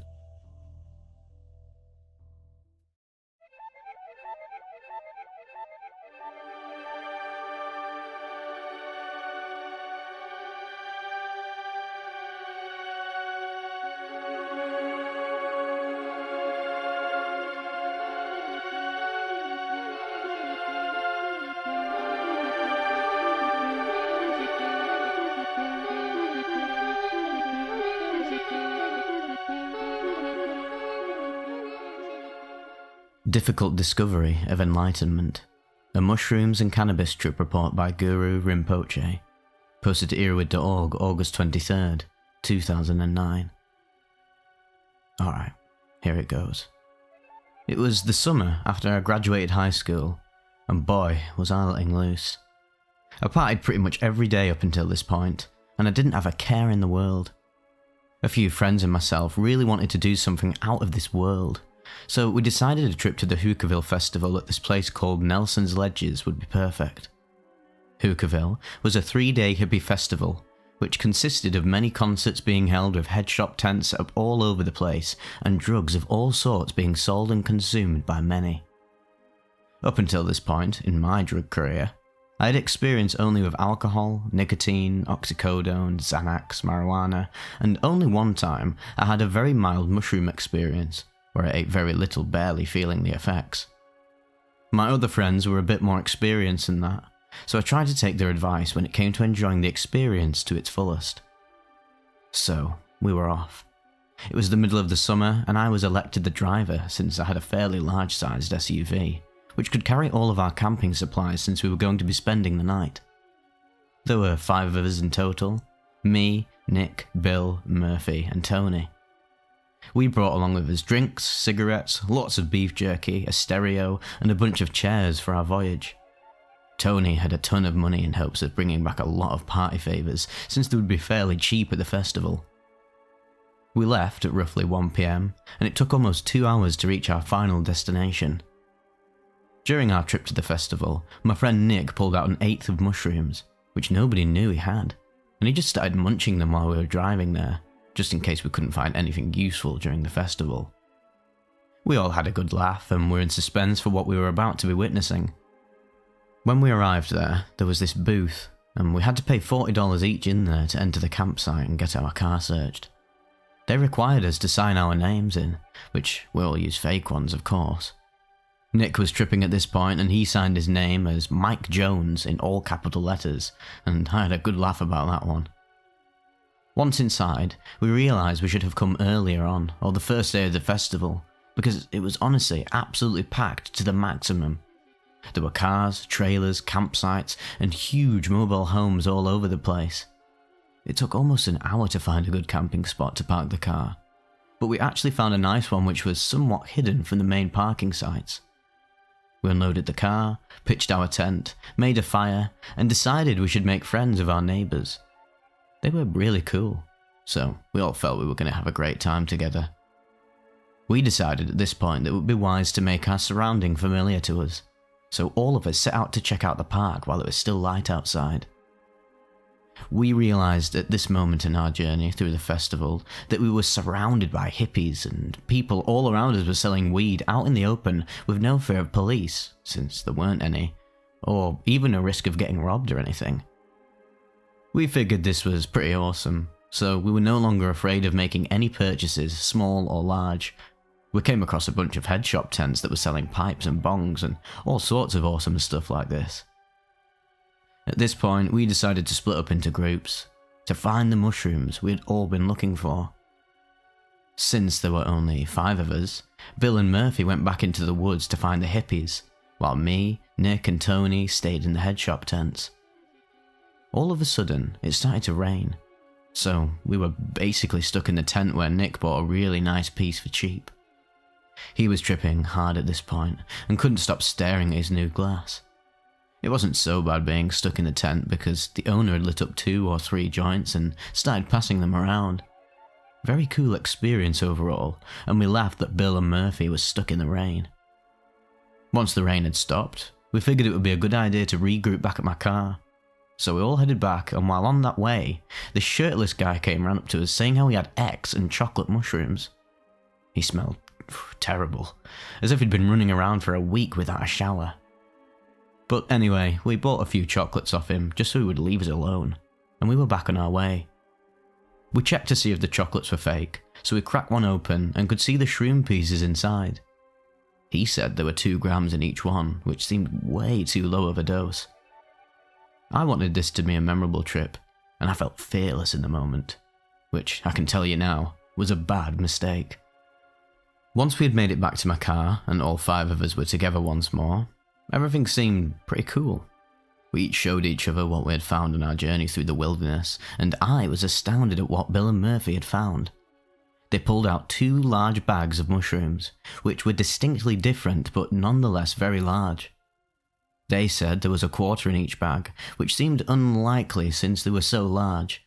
Murphy decided that he didn't want to eat that many, so I just traded him $30 and my 2 chocolates for his large batch of the bluish mushrooms that I had honestly never seen before. Oh, wow, this is actually going to be great, isn't it? I thought to myself. And let me tell you, that was bad mistake number 2. Murphy ate his chocolates while Bill went to show Tony where he got all the mushrooms since the guy had many, many more. Nick sat in my beach chair tripping balls, but completely harmless nonetheless. Now, at this point, my excitement honestly got the best of me. I sat in the driver's seat of my car, put my cell phone, keys, wallet, and everything else in my glove compartment, but left the windows open so we wouldn't get locked out. I started to gobble down the mushrooms. I didn't just eat them, I actually shoved them down, and was loving it. When I was almost at the bottom of the bag, Bill came up to me and said, "Hey dude, let's get some more." I was feeling greedy, but I gave him the rest of the bag since he was a good friend. That was probably the best thing I did all day. All of a sudden, within 10 minutes after ingesting the mushrooms, I felt the first of the side effects. I was sweating hardcore now. Not just hardcore though, it was the worst sweat I'd ever broken out into in my life. And I wrestled in high school, and a sauna on top of that couldn't have made me sweat this much. I looked in the mirror, and I could see the sweat bead up and fall off my face within seconds. I tried to shake this off, but I couldn't. I felt my body going through a transformation, which I couldn't quite put my finger on. I pondered what was happening to me since my first mushroom experience had not yielded this type of effect at all. I attempted to walk around, but I felt as if I was an infant walking for the first time. I felt like I never used my legs before this. Nick was laughing hysterically at me and took pictures of me with his phone. I went to go sit back in my car so I could collect my thoughts. All of a sudden, I turn around and Murphy is going through the back seat looking for something. He says something to me that I can't understand because it sounded like he was talking backwards and even moving backwards like I was rewinding a videotape. Holy shit, what have I actually done here? This freaked me out, and that was the only thought I had during the entire moment. I come out of the car, and my friends tried to calm me down to the best of their ability. They are in a somewhat state of panic because they honestly don't know what to do with me. They give me a cigarette, and I reply, What's a cigarette? What do I do with this? This was actually sort of freaky because I was a regular smoker. They give me a bowl with weed in it, and I reply, What is this? What's weed? I really didn't know what these objects were used for because for some reason I felt above it all. I just felt like, what's the point of these materialistic things at all? And all of a sudden, I looked up at the sky and the trees had these patterns which were interweaving and moving very quickly. My eyes couldn't keep up with them, with the lucidity and movement of these patterns moving throughout the trees. I was befuddled. I was astonished. I was in utter shock. I'd heard of people seeing things before, but I really had no idea how intense it actually was to experience yourself. At this point, Nick got up out of his chair and started walking through the woods. Me, being an infant child once more, decided to follow him through the woods where we came across a path. This path was basically the rabbit hole in Alice in Wonderland. And once more, I was astounded at what I was seeing. The flowers, trees, and vines were growing all around us. Nick was basically dancing. I was just like, oh my god, Nick, are you actually seeing this stuff? It was unreal. The clarity of everything was breathtaking. Everything was breathing and growing with me. Finally, we made it back to the car where everyone was about to go leave and check out the concert going on. By now, I had my shirt off and felt like one with nature. I get back in my car and sit for a while, and at this point it felt like I started back at the beginning. Murphy came in the car looking for something and said the exact same thing he said before, but it was backwards again and he was moving backwards once more. This really freaked me out, and I got to the car just saying, oh, where am I? What is this? What is actually going on?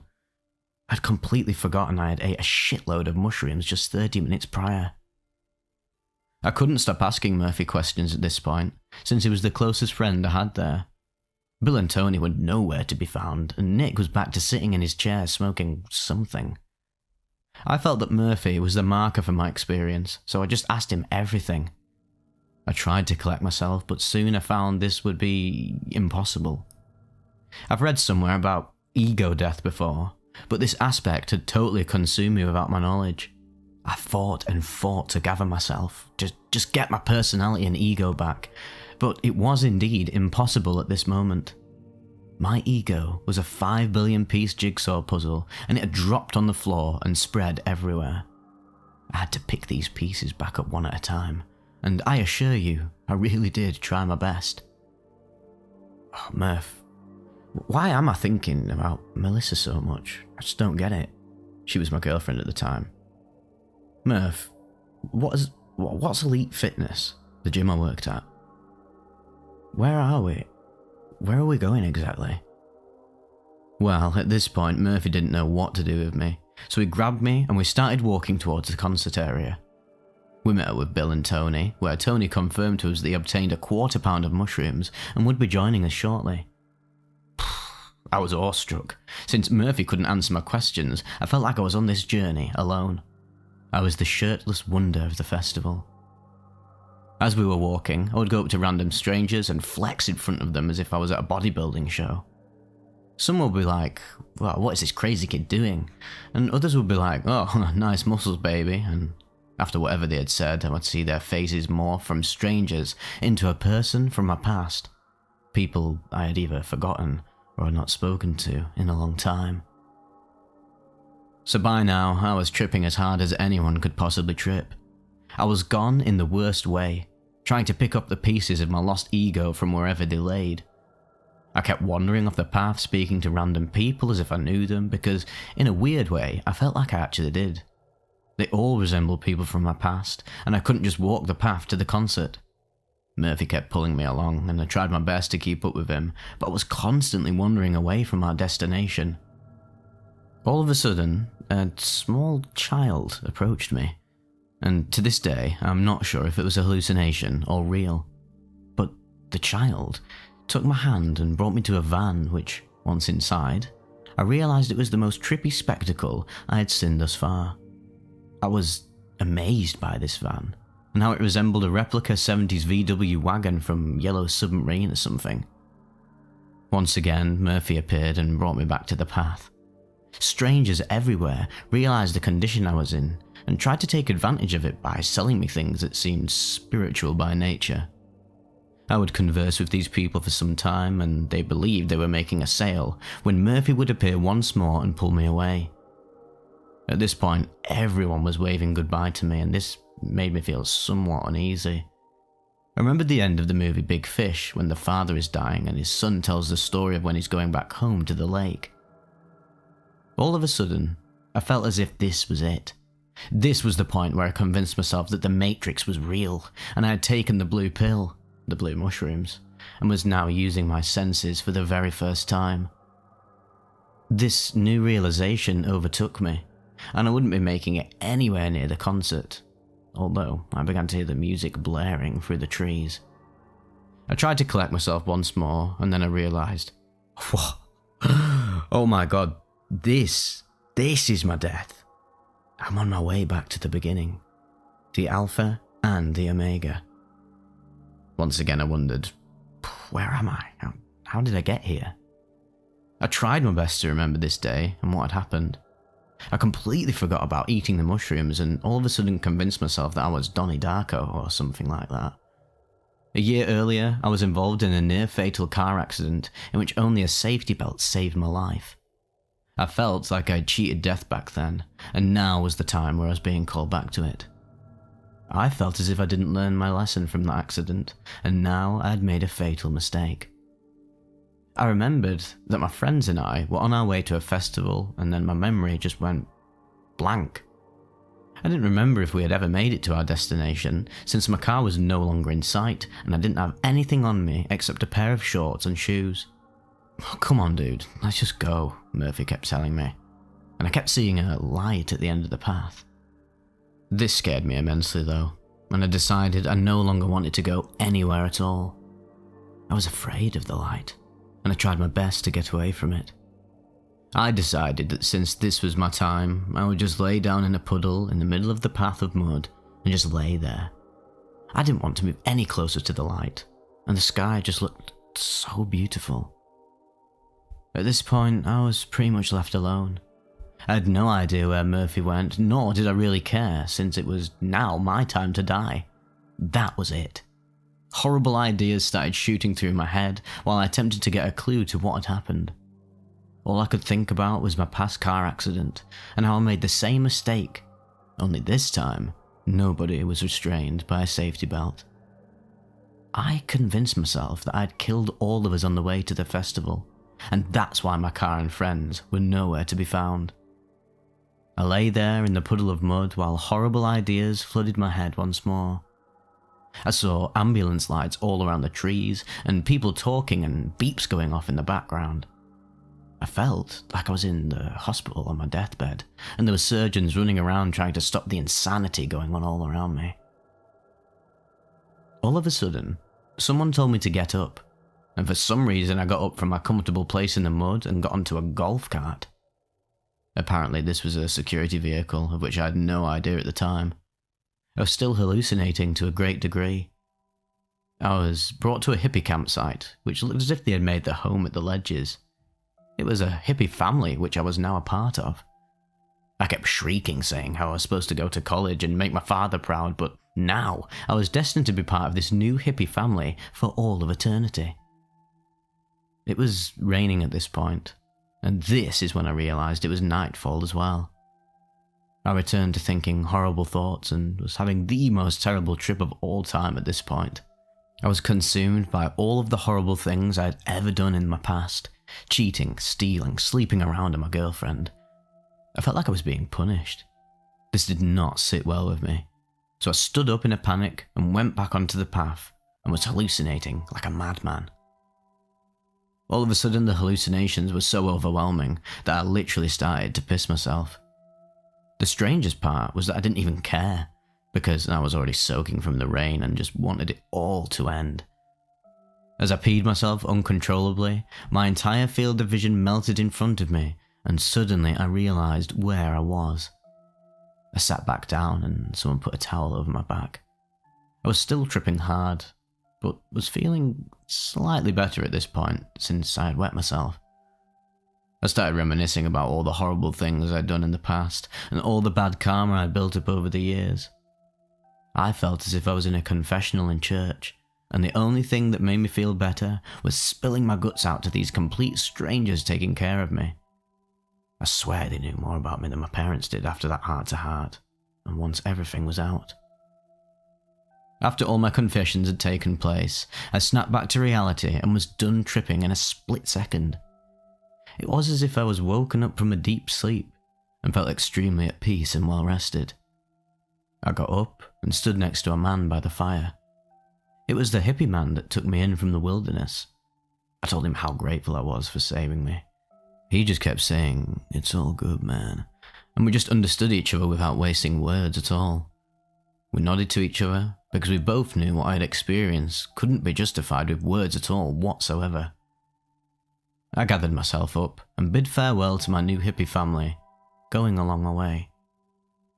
Before long, I realised I had no clue where the car was, and had decided to explore the festival on my own, since, after all, I did pay $40 to come and enjoy myself here. As I made my way down to the concert, this couple approached me and said, "Oh wow, you finally came out of it, man. I'm really glad because we saw you earlier and thought something really terrible was going to happen to you." I replied with, "Oh, well, it was an amazing experience, dude. Am I right to come along with you guys?" They were delighted to bring along a local celebrity with them, since I ended up being that guy at the festival. I smoked a few joints with them, although I already felt high as a kite from the mushroom experience.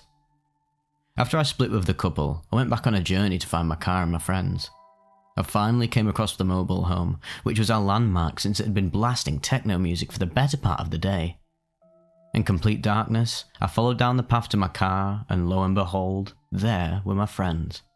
They were beyond amazed to see me back there, walking with my hands on my head, as if I had just come back from an extremely long vision quest. Apparently they thought I was going to get raped by a bunch of hippies, and that when they came looking for me, security told them that I was with the spiritual leader. I told them that that was exactly who I was with, and it was an amazing experience overall. They looked at me as if I was a ghost for the rest of the night, until everyone went to bed, except for Murphy and myself. We travelled along a little bit, sat by the lake, smoking cigarettes for a while, before finally we decided to call it a night. Overall, my entire experience was breathtaking. I explored my psyche from the inside out, and fully realised the extent of a full-on mushroom trip. It was extremely insightful, and helped me get over my past self. The only negative after effects were my car being extremely muddy, and being hungover for several days thereafter. Nothing in my life could ever compare to what I had experienced that day at the ledges, but at the same time, I wouldn't actually wish that difficult discovery of enlightenment onto my very worst enemy.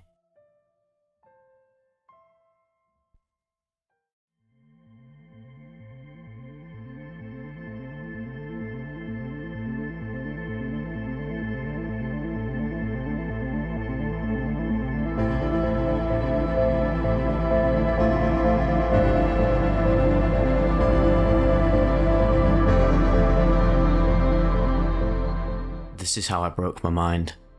A 10-gram mushroom trip report sent in by a subscriber. June 23rd, 2023. I've been cultivating magic mushrooms since December of last year, and I've successfully grown 5 strains of cubes, ranging from B+ to Jack Frost. The most I have ever taken prior to this trip was perhaps 7 grams of Jack Frost. However, I knew a couple of months into growing shrooms that I wanted to make the leap for 10+ gram trips. I was certain there was another facet of the psychedelic experience lurking in the vicious waters of megadosing. So in celebration of my most recent harvest of Stargazer, I finally dove deep with 10 grams dried. Normally, I would play Vaporwave on my PC and dim the bedroom lights. However, I was on the phone with a platonic girlfriend from high school, and we haven't spoken to each other in maybe 2 to 3 years, so I invited her to stay on the phone with me as I tripped. She was already curious about trying mushrooms, so she tagged along. I grinded the 10 grams into a fine powder with my trusty coffee grinder, and I shot the nasty blue stuff down with some water in a highball glass, slamming down another litre of plain water after the initial concoction. And this is my go-to method for a guaranteed potent trip. Lemons need not apply. Generally, it takes about 15 to 20 minutes for my mind to detect the come up.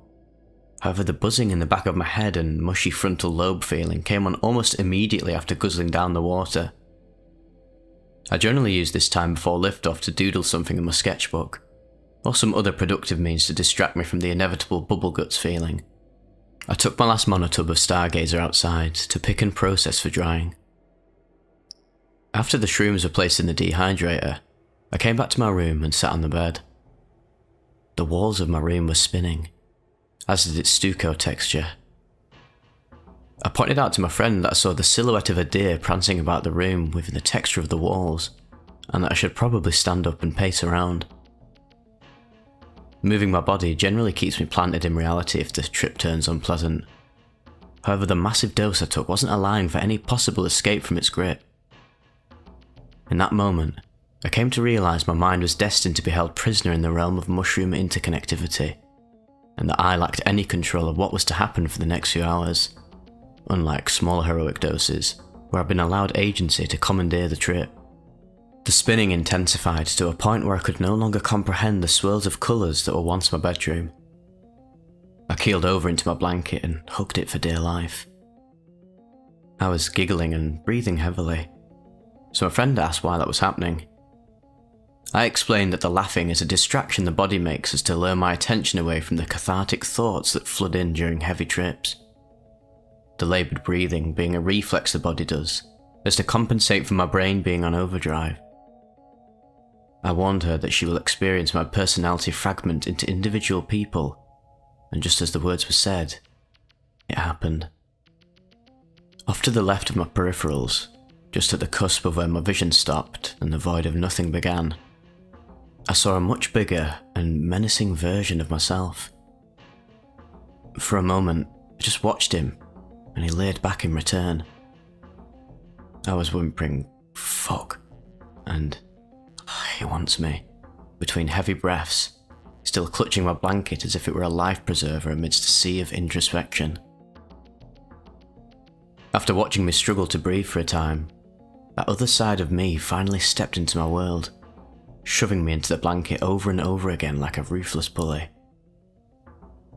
Every shove disoriented me to a point where I could no longer comprehend what was up or down, let alone understand how to communicate with my body. The need to stand up as one last futile attempt to stay planted in reality.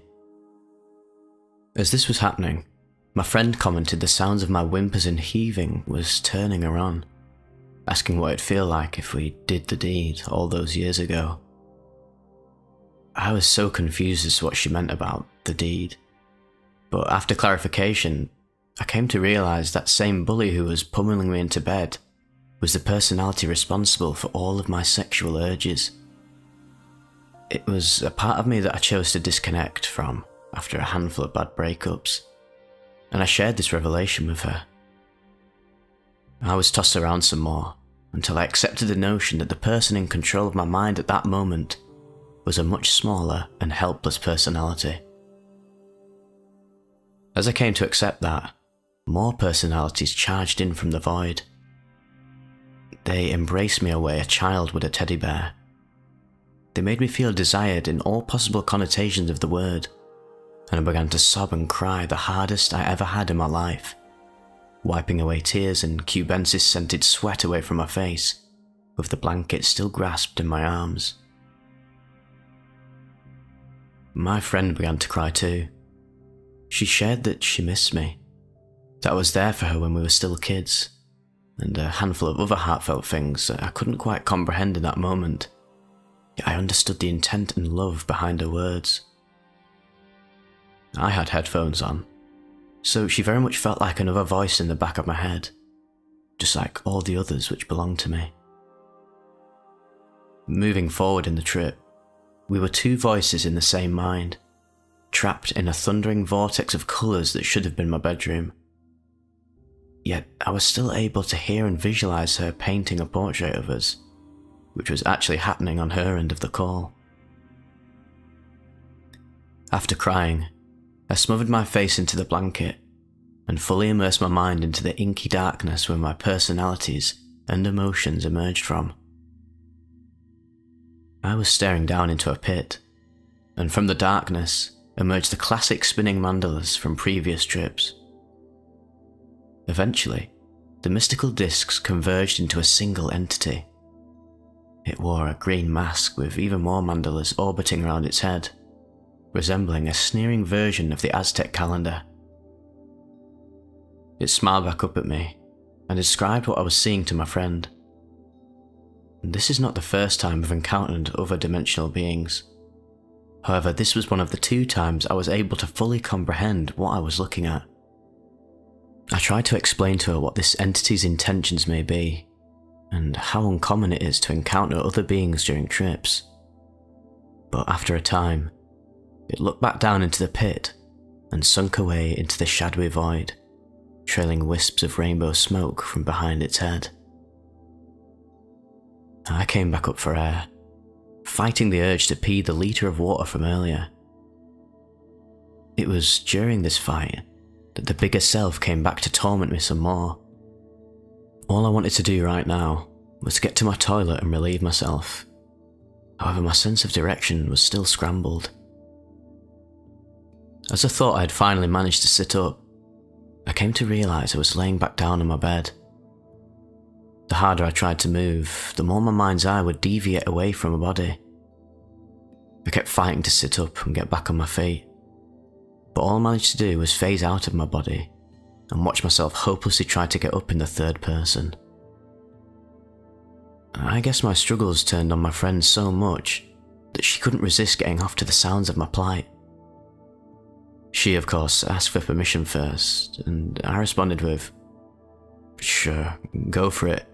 I'm really fucking parched right now, so the sound of something wet could help." I was resigned from trying to get up to use the restroom now, so I laid face down in bed and let her have at it. Her moans ultimately overcame my own thoughts. I was able to read her orgasm like poetry. It was so intense that I forgot that I needed to pee for however long she took to get off. Thankfully, the mushrooms relented, and I was lucid enough to reach the restroom. I sat on the toilet, but just as I was done, the trip resumed in full intensity. I could no longer perceive direction, so I sat there on the toilet, listening to my friend get off to my disposition as I waited for the next opportunity of lucidity. Once I returned to my bed, I sat up and observed my knees. My mind has never felt so disconnected from the body, so I just stared at my arms and legs, wondering if the body was the entity ultimately in control of the mind. I pondered some more about that until I eventually drifted into ego death. Although words and time bear no meaning in this state, not the first time I've experienced it, I quickly snapped back into the scrambled reality where my friend was waiting for me. Scared out of my mind, I shared with her that I saw God. She asks, "What do you mean? Like he's standing there in front of you right now?" I told her that it's not a person, that it's always there, and you can never unsee it. I cried some more, but now in fear of dying again. In the ego death state of mind, time bears no meaning. So despite the experience objectively lasting a handful of seconds, it subjectively felt like an eternity. I saw the fabric of my reality unravel into meaningless vibrating colours, facing the illusion that I ultimately had no control of my own thoughts and emotions. The mushrooms mercifully relented yet again, and between sobs, I reflexively told my friend that nothing is real, that we're all just made up thoughts in somebody else's head. She's not the first girl I've regretfully told this to, and I confided that detail as well. However, she did attempt to refute the claims I had just made, upset that I took her love and emotions for me, which she declared as real to her, for granted. Eventually, it came time for her to go to bed, so we said our goodnights. The trip reduced down to the intensity of a 5-gram trip, so I took this opportunity to rise out of bed and get some fresh air. I stood outside, and despite the light pollution being so terrible in LA, I was able to gaze up at the stars and see far more than what I normally thought was possible within the bounds of the county. I had an opportunity to watch a satellite scuttle by, so I guess there is some kind of truth behind the name given to the stargazer strain. Lost in the sight of stars, I reflected back on the more intense parts of the trip. More specifically, the bigger version of myself and his brutality. I came to realise that there is still a part of me that wants to love myself, and I suppose the aggressor was fighting to do just that, kicking off the smaller me that was in control to give love a chance again. This was 3 days ago, and I absolutely feel at peace. My forehead is still feeling tingly from the trip, so I'm considering a smaller heroic dose soon. Too long didn't read. The mushrooms made me its little bitch, and I liked it.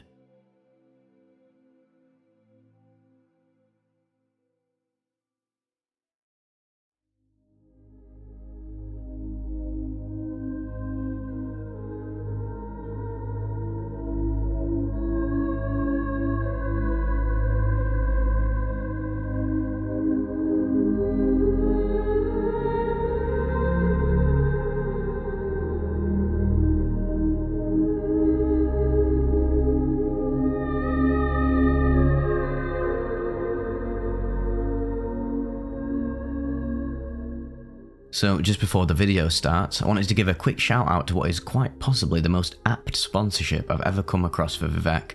Oftentimes I'll decline 99.9% of sponsorship deals I come across, because I just don't think Raid Shadow Legends is very appropriate for the sort of content on this channel.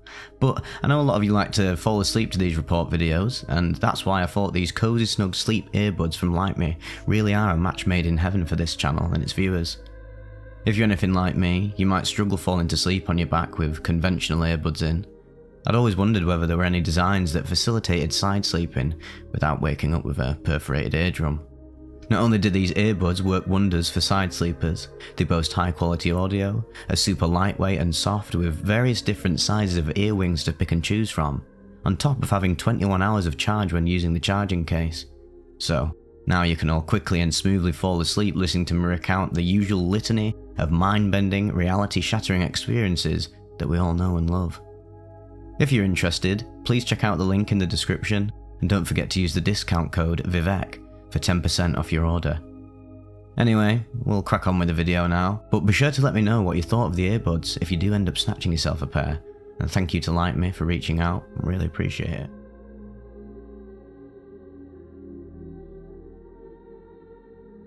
Swept up into the everlasting orgasm of life. A 20-gram mushroom trip report by On the Beach, posted to EARBUDS.org June 1st, 2006. Earlier in the day, I'd consumed 15 grams of fresh cubes and had a most pleasant second experience with mushrooms. Rather arrogantly, I decided that I wanted to repeat the experience right away. My morning trip ended around 6 PM. By 9 PM, I'd begun munching my way through another 20 grams. I remember walking to the bathroom to purge my system and asking, praying that the mushrooms would show me their dark side. My reasoning for doing this at the time was that my first 2 trips had been happy and philosophical, and I know that the reality of psychedelic usage was that bad trips can and do happen. So I thought it might be useful to try and induce one intentionally, to see if I could understand what was happening to me. Bad mistake. Bad mistake. I'd created an uplifting playlist consisting of trance and mid-tempo chill-out, and it was a truly extraordinary thing to be listening to as I was coming up. I began to feel ripples of energy flowing through my legs, and it was the most pleasant sensation imaginable, sexual in a way. I didn't feel sick as I did earlier on in the day, so I gently lay back and let the music guide my soul. The first hour and a half of the trip was simply heavenly. The music soared to ever greater and brighter tones and lifted me up with it. After a while, the feeling I'd gotten in my legs had spread throughout my entire body, and I was feeling orgasmic. I got up and wrote on the PC, swept up into the everlasting orgasm of life, and lay back down once more to continue in this heavenly moment. I kept gently moving my body and torso around. It felt as if I was making love to the music. By that I mean the music was making me feel sexual in a spiritual way. It was so damned perfect. The best feeling I could ever imagine. I kept having to get up to turn the music down slightly, as I didn't want my housemates to come in and ask me to turn it down, which would have also let them realise I was tripping my balls off. I knew this was building up to some sort of spiritual climax. Time slowed. Time slowed. Time stopped. I was looking up at my ceiling and saw a bright white light moving towards me. There was a heavy aliasing effect as the light descended.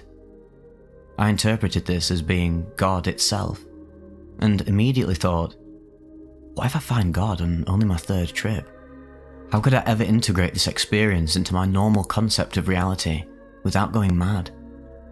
I quickly made the decision to stop this, and as I did, the light disappeared, and I was left in darkness. This is when the trip dramatically gained an overwhelming edge of evilness. After a while, I had to get up to take a pee. I knew I wasn't coordinated enough to get to the bathroom. The only 2 things I had to hand were a Coke can and a Pepsi can. I saw this as a kind of the reverse of the Pepsi challenge, as in which drink I would rather pee into. I chose the Coke can to pee into and chortled to myself at how ironic the situation was. As I sat back down on my bed, the most mind-blowing thing happened. I rested my head in my hands and had a vision of every thought, memory and feeling that was stored in my mind. They were all arranged in a completely random, spherical fashion, and displayed as words and numbers crammed together in a 60s style trippy font. It looked a bit like the font used in the Monkeys logo. I remember thinking to myself, wow, you're actually seeing the inside of your mind. I had a thought along the lines of, I'm the master of all of this now. Once I snapped out of this, I managed to lie back down and hoped I wouldn't experience anything else so unsettling. No matter what I tried, the same vision kept appearing to me. Random words, random numbers, random feelings, all jumbled up into a paradoxical mixture of insanity and genius. After a while, I lost all sense of rationality. My mind would get stuck in cyclical thought patterns, and no matter what I did, I couldn't stop them. I kept thinking strange, nonsensical thoughts like, the difference between all this sameness is all the same again. And the beginning of the end is the beginning also again. It was now just after 11 PM, and I had lost my mind completely. Rationality was impossible because my mind was stuck thinking meaningless thoughts. I kept getting up and looking at the time on the PC, and what seemed like hours and hours was only a minute. It took like just an hour for 5 minutes to pass. All the time I was thinking complete gibberish. Back to bed. It was then that several terrifying thoughts catapulted themselves into my mind. I thought that time itself had stopped, and that I would be left insane forever. I thought either that I was God and that I was playing a trick on myself, or that God was playing a trick on me, and that life, reality, was in fact a construction of my own mind, and that I was, in fact, God. I started trying to do reality checks in an already insane state of mind, and everything I thought of confirmed the fact that I was, in fact, God. Earlier in the day, several of my Greek friends had told me that today was St. Nicholas Day in Greece, so in my delusional state, I thought that I might be a saint as well. I'd recently gotten in contact with an old female friend from my childhood, and soon found out that when we were young she was crazy about me, and I was crazy about her as well. But in talking to her recently, I found out that she had a boyfriend and that we could never have a relationship. She had told me that she was studying to be a teacher. I was browsing online earlier in the day and saw a face that I imagined was like she would look like nowadays. In my delusional state, I went back to this page and read it again. It said that her key words were teaching and learning. In this state of mind, I equated this with her being God and teaching me a lesson. I realized that this was in fact the end of time. Perhaps I had died. I kept trying to remember how I had died, but I couldn't remember, so I concluded that I must still be alive. I knew that time had stopped though, and that God was waiting for me to make a decision. My options? Number 1, terminate myself. This would end the nightmare immediately and reveal myself as God who had constructed this thing known as reality, as a puzzle that only I could solve. I thought of lots of ways to off myself, like wandering out into the road or throwing myself into the sea. Number 2, live, reproduce. This would involve me contacting my female friend and telling her that I needed her in that way for the human race. I thought that as I had identified her as God earlier on, perhaps this was what I was supposed to do. And I thought once I had said that I needed her, that she would in fact tell me that she was God, and that all this was a puzzle I was meant to solve. After an eternity thinking about what I should choose, a third option popped into my mind. Number 3, do nothing. In the back of my mind, I still had the capacity to doubt what I was experiencing. I thought, hang on, this can't be real, can it? What if you just wait to be sure? I kept thinking about Bill Murray in Groundhog Day. I know it's not the same situation, but I was trying to think what he did to get tomorrow to become today. I realized it was because he believed in his mind and soul that he was on Earth to help others with little regard for himself and stop being such a selfish bastard. So, naturally, I thought that this is what I need to do in my life also. Laying there, I managed to utter 4 words. I decide to wait. This was about 5 hours after ingestion, and finally I found some relief. Soon I fell asleep, but not after realizing that I had peed all over myself. Remember, earlier I'd practically met God and almost realised that reality is a puzzle meant to be solved. I woke up the next morning very unsettled and confused. I tripped later that day also. It was an amazing trip where I dreamed of being a rock star and saw the brilliance of mankind. My reasons for tripping was that I didn't permanently equate the mushrooms with insanity. I did manage to integrate my thoughts about Groundhog Day into everyday life, and it has actually made me a wonderful, caring person.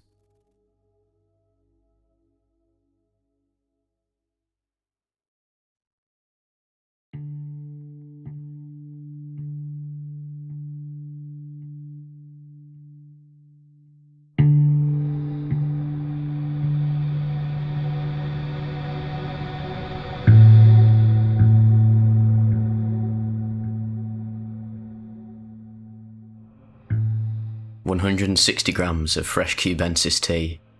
A first and last level 5 experience." Posted to the Shroomery forums on the 27th of January 2014.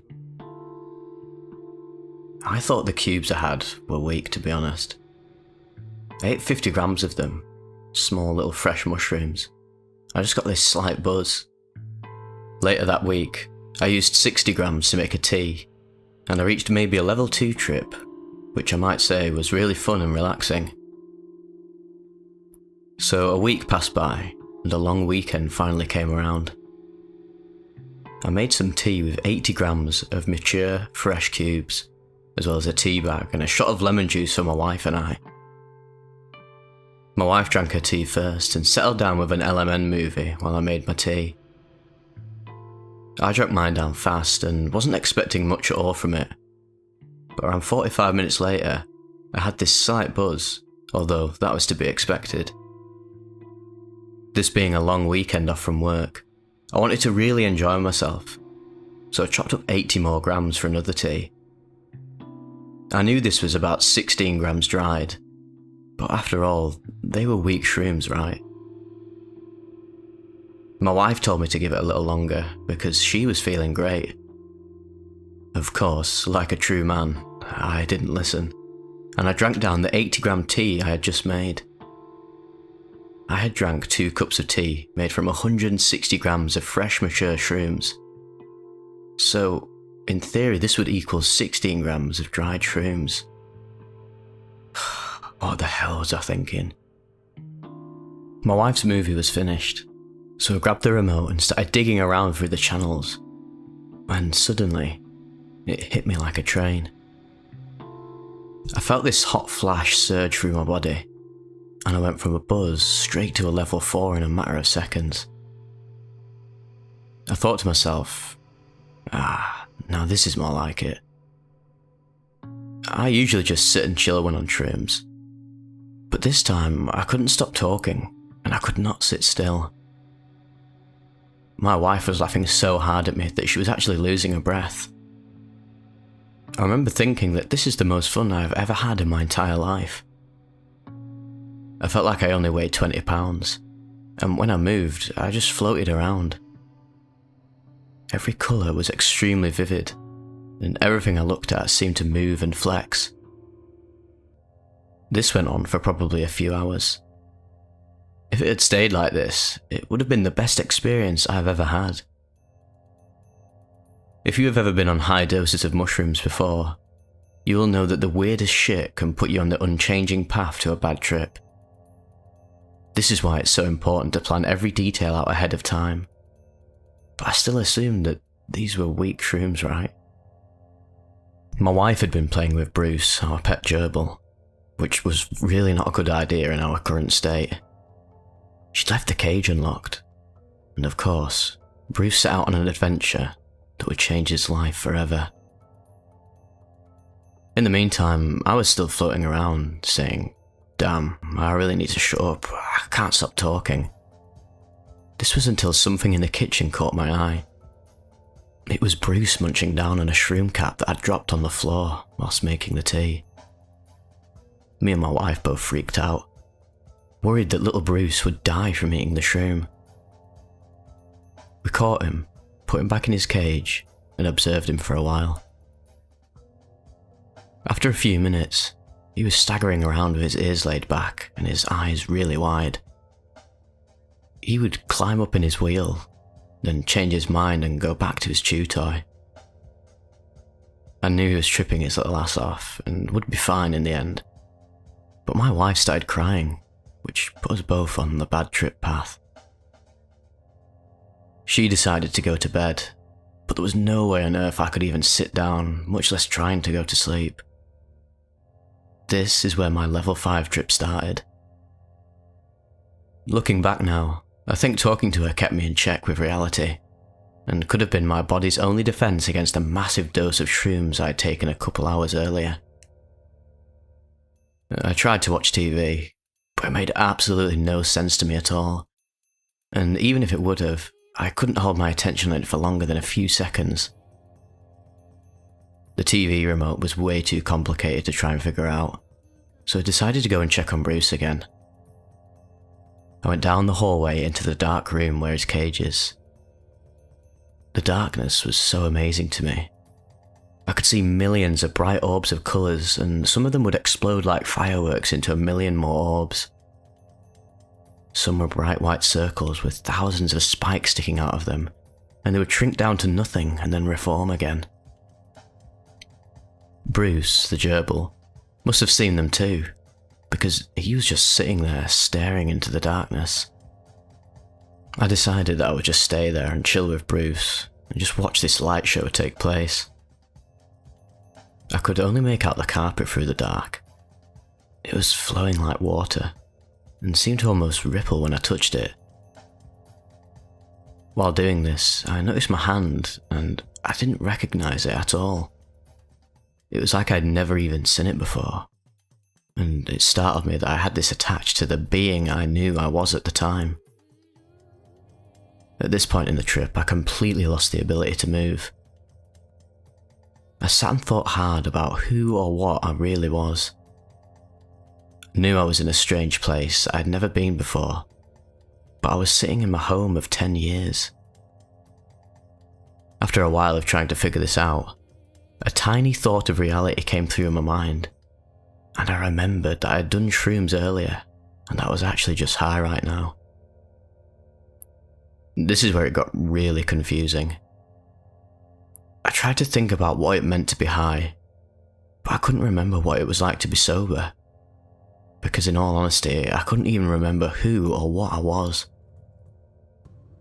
I tried to think about drinking tequila and the high that it gives you, but I convinced myself that it wasn't true, and I was just making it up to try and change the reality I was in at this time. I thought to myself that there is no way that the liquid in the cabinet could make you feel any different if you drank it. It was like this was reality, and my memories were just pieces of dreams that were running through my mind.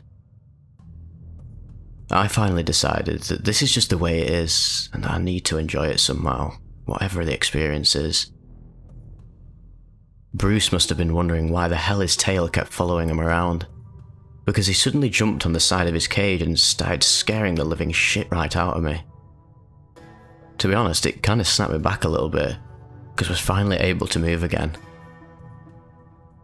I got up out of the floor and staggered to the bathroom. It took me a while to find it in this strange place. I looked in the mirror, and it just looked like a picture of someone I knew from the past. I really did not recognize my reflection whatsoever.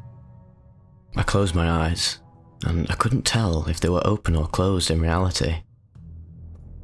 I could see millions of colours, as well as shapes and bright orbs. I felt like my face was wet, and then I realised I was slobbering because my mouth wouldn't work. I finally got the water on and splashed my face. I could feel the wetness, but the temperature had no meaning at all. I made my way over to the toilet and took a leak. It was now, for the first time in hours, that it finally dawned on me that I was a person, and was extremely fucked up. I tried to think of familiar things in my life to try to remember what it was like to be me earlier that day before I had drank the shroom tea. This was the strangest feeling I've ever had in my life. I couldn't even remember what I was like. trying to think about a personality was way too confusing at that moment. So I tried looking at the pictures hanging on the walls and remembering the day we took them. I looked at my guitar and all these other objects throughout the house. Some of them just looked like a jumbled up mess, and others had memories tied to them. After what seemed like forever, I was able to get myself calmed down and head back towards reality. I walked towards the kitchen and noticed I had something in my hand. It was a Glade plug-in air freshener. I still don't know how the hell I ended up carrying it around that whole time, but I tossed it away and washed my hands. The water looked like it was flowing in slow motion, and was silver like mercury. When I put my hands under it, I couldn't really feel it, but I got a strong, sweet taste in my mouth that seemed to turn salty the longer I held my hands under the water. I started to feel a little sick by this, so I decided to try and lay down on the bed. My wife woke up and asked me if I was alright. I tried to tell her what had happened, but I couldn't put sentences together, so I just told her that I was okay and that I loved her. I left the lamp on the entire time, because the dark was just too bright with all of the colours I was seeing. I laid there for what seemed like hours trying to figure out what I had just experienced. I looked at the clock, and I had been tripping for 7 hours straight. By now, I was totally exhausted to say the least.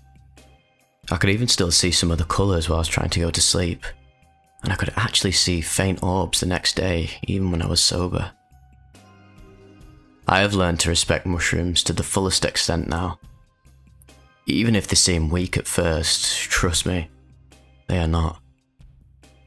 I will make more tea eventually, but I will never go this far down the rabbit hole again.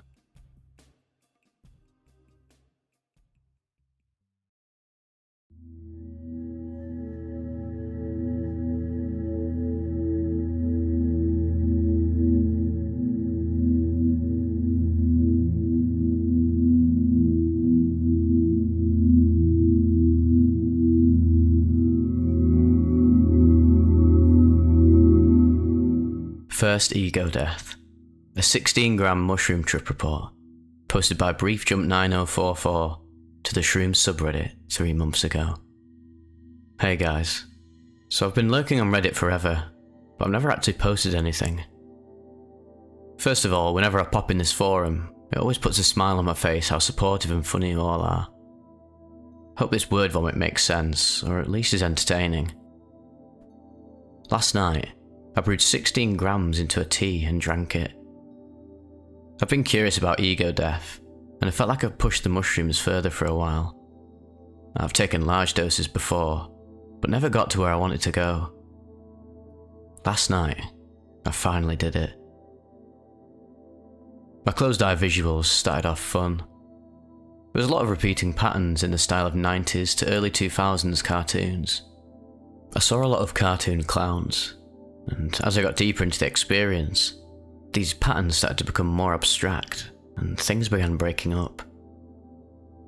The cartoon clowns and cartoonish visuals in general became a little hellish. I remember seeing red and black. I think my ego was dying, and it was scared, although I wasn't. But something inside me was being broken up into a million pieces, but I just couldn't remember for the life of me what it was. What was I doing? How did I get here? I think I lost someone. I think he was my friend. I need to find him. It was then that I began to understand a quote that I'd read. Something to the effect of, "Shrooms cannot kill you, but they'll make you think they can." I couldn't breathe. I was sure I was dying, but I didn't know who I was. Luckily, something inside me was still conscious, and would occasionally throughout the experience tell me to relax and breathe. Suddenly, my conscience got tangled up in every other person I'd ever met.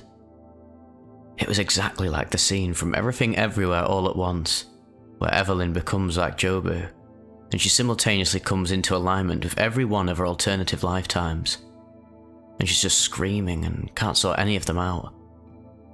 Except it wasn't different versions of my ego, but a million different people, and I couldn't decipher which was the real me. At some point, I realised I could be whoever I wanted to be by focusing on that person. But something wasn't right. I thought I was going to be stuck in this loop forever, living everyone else's life all at the same time, without knowing who I truly was. But my friend, I need to find my friend. I think his name was, well, it's my name. He's lost, and I need to find him. I used to be Christian when I was a kid, but I'm not anymore. At some point in the experience, I became Adam yelling at Eve for eating the fruit.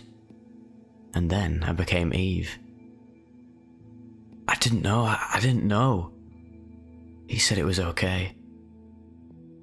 I then became Cain killing Abel. I didn't know, he hurt me first. I was a caveman drawing on a cave. Then it just started flashing through images of mankind developing, and I kept seeing them hurting each other. I was God, and I was angry. I came into existence and I was alone. When one version of me dies, I just become another person who gets hurt. All while I'm on a giant rock called Earth heading towards its own demise. What happens when the Earth dies? I'll still be alone. If you watch Guardians of the Galaxy Volume 2, where Star-Lord finds out his dad is a celestial being or god of a planet, that's what I felt I was. I kept thinking things like, my father, some super god, left me here, real god, on Earth to suffer. Where is he? Why did he leave me here? I then became my grandpa, and I saw him hurting my dad, who then hurt my friend, me.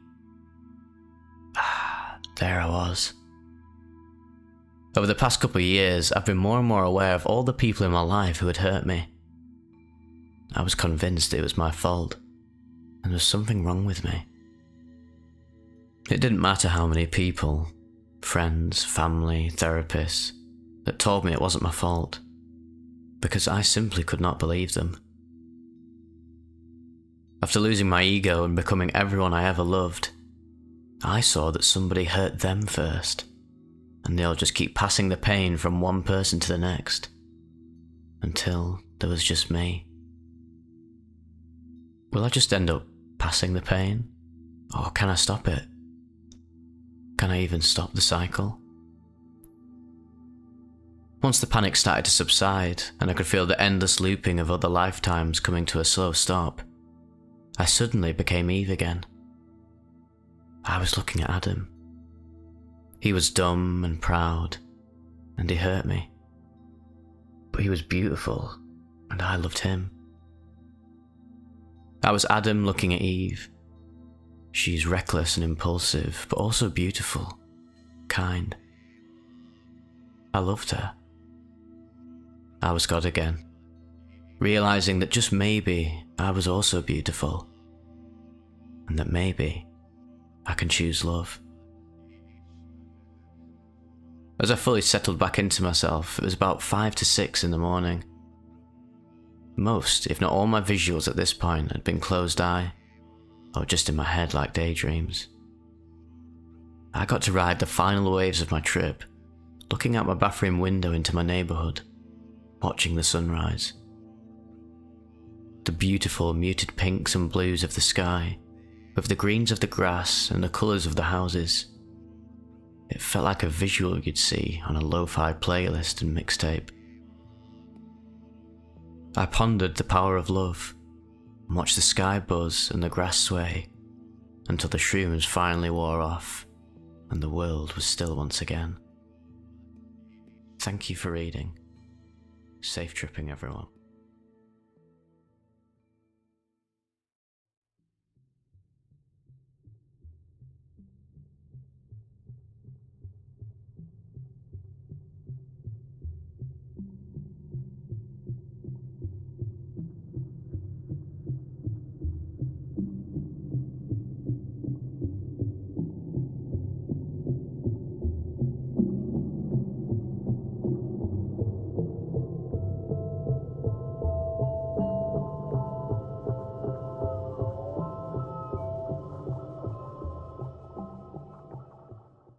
7 grams of pure insanity. A mushrooms trip report by Anonymous. Posted to earwig.org, August 22nd, 2022. The date is May 18th, 2010. I had just turned 16. And for my birthday, I wanted to get myself some recreational substances to have some fun with. So naturally, I texted one of my friends and asked what he had in stock. He said he had some marijuana and some Xanax. I wasn't interested though. But then, he said something that would have changed my life forever. He said that he had shrooms in stock. I delightfully replied saying that I would most certainly love to try them. We organised, and the next morning I picked up 2 8s for $70. I had not tried anything of the tryptamine class in my life, so as you could imagine, I was very excited.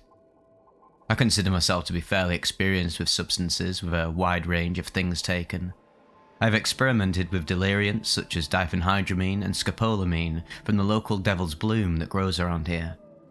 I have also tried dextromethorphan on several occasions, as well as Xanax and several opiates such as codeine, oxycodone, hydromorphone, etc.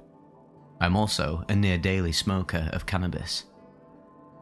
So I am at school with the 2 8s sitting in my backpack, and I could barely hold in my excitement.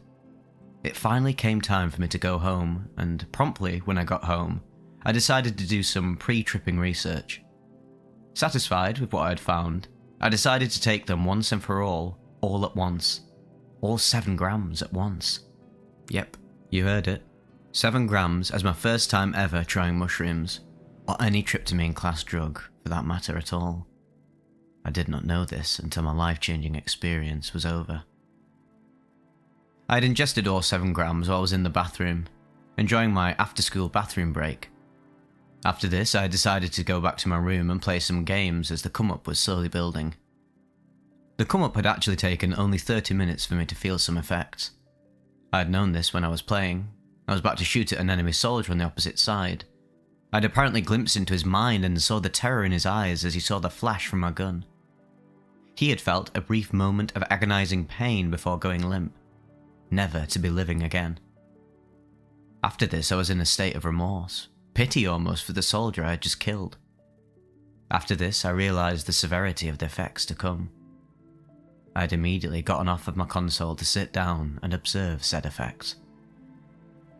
15 minutes after the encounter with the soldier I had killed, I was laying on my bed, looking up at the ceiling, observing the visual distortion slowly getting more and more intense.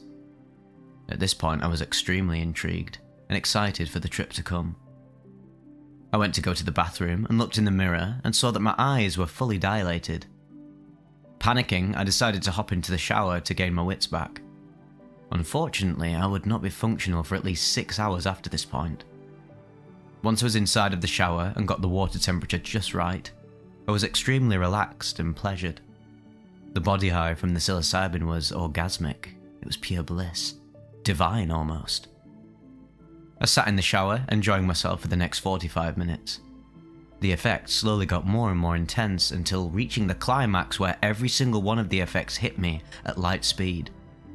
It was unlike anything I had ever felt before. Before I knew it, I was immersed in some of the most intense open-eye visuals I had ever seen. Fractals, geometric shapes, Mayan, Aztec, Incan symbols everywhere. It was phenomenal. At this point, I'd reached a state of absolute satori, or enlightenment. I looked upon my bare, naked, alien body and wondered in awe. How do I exist? How was this created? I looked upon my hand. It looked so alien, so foreign. It could have been from another world. I was the happiest I had ever been in my entire life at this very moment. I then closed my eyes and saw something of an entirely new magnitude. I ascended and descended from millions of different planes of existence and non-existence. I reverted and travelled trillions upon trillions of years into the past and into the future, catching a glimpse of the beautiful beginning and ending of the known universe. This was not the peak, not even close. After my first shower experience, I decided to get out and go back to my room. I quickly got dressed and headed back to my room, where I promptly lay down onto my bed. I had an extremely hard time recognizing what anything was, because I had simply forgotten what they were, I was only inside of that bathroom for 45 minutes, but it seemed I was inside of there for an eternity, for hundreds of trillions of years. I assumed I'd forgotten what everything was. Unfortunately, among these things I had forgotten was myself and my ego. I lay down onto my bed, and completely unaware of it, I descended into a state of pure objectivity. I was shredded of my subjectivity. I was shredded of my ego. Everything that defined me as a subjective sentient human was gone. I'd reached a point of stasis. I'd reached a point of total destruction, annihilation, and obliteration of my ego. Simply put, I had reached the state that all psychonauts covet. Ego death. I'm not sure how much time progressed during this point, as time had no meaning. Time is a social and subjective construct of humanity. Such constructs had no meaning, no definition, no apparency to me during this time. I was neither male nor female, but rather I was neutral. I was an omniscient being, everywhere and nowhere at the same time. I was one with the universe. I possessed all knowledge known in the universe. I traversed every known location in the known universe and then some. I ventured past the 94 billion light years encompassing this universe, crossing the boundaries separating this universe from the apparent nothingness ahead into the white void of superheated plasma, and there I had found it. The true definition of everything. The absolutely correct definition of everything and anything. Such knowledge could bring an end to this existence of the known universe. It was so divine, so terrible, so horrifying, so real. I'd seen everything for what it truly was, and it had depressed me. So much that it was pure emotion. Pure raw emotion that the universe had not seen the likes of. Deep, deep sobbing, the purging of all grief known, eventually gave way to the acceptance of the current reality at hand. An unknown entity had come forth and given me two choices. The choice of going with him and living as a part of the inner universe, or go back to where I had came from. It had explained to me that I could change my choice whenever I wanted to. I decided to go with it, and venture into the inner part of the universe. As soon as I did this, all of my worries had disappeared. This warm sense of acceptance had washed over me. The entity had accepted me as one of their own. There is no way, no explanation, no word that can possibly describe the experiences that followed, only that it was sacred, divine, unseen, and unheard of in this existence. Soon after this experience, I decided that I had to go back from where I had come from, hoping that whoever was back at the place I had come from would accept me back. I shared a heartfelt goodbye with my friend, entity, and told it that I had to return. It had allowed me, but asked if I would return again. I replied that I would. I hoped that I would. I found myself sitting on a mysterious contraption, which was my bed, unknown of where I was, my room. I felt so alone. I felt abandoned. The coldness of the world I had returned to had washed over me, conquering me. I regretted leaving my friend behind, but I knew it was the right thing to do. After this horrible realization, I decided it would be best for me to simply stay there and wither away into nothingness. I continued to go through endless cycles of death and rebirth, slowly gaining my memories back. Time passed. God knows how much time had passed, and I found myself sitting on my bed with my subjective memories flooding back over me. I gasped with relief, happy that my experience was over. It had only been 4 hours. 4 hours. That is not possible. It simply isn't possible at all. I was gone for what seemed to be eternities upon eternities. The day after this experience, I had a profound appreciation for the simplest of things. My reality was changed on everything. Simply put, I was happy again. I did not fear anything. Everything is predestined, waiting to happen. Everything happens for a reason. Looking back now, I am glad that I was given that opportunity from my friend who had given me those mushrooms, as it had truly opened my eyes. It forced me to accept the harsh but true reality of life. Good luck tripping, my friends. May you find enlightenment as well.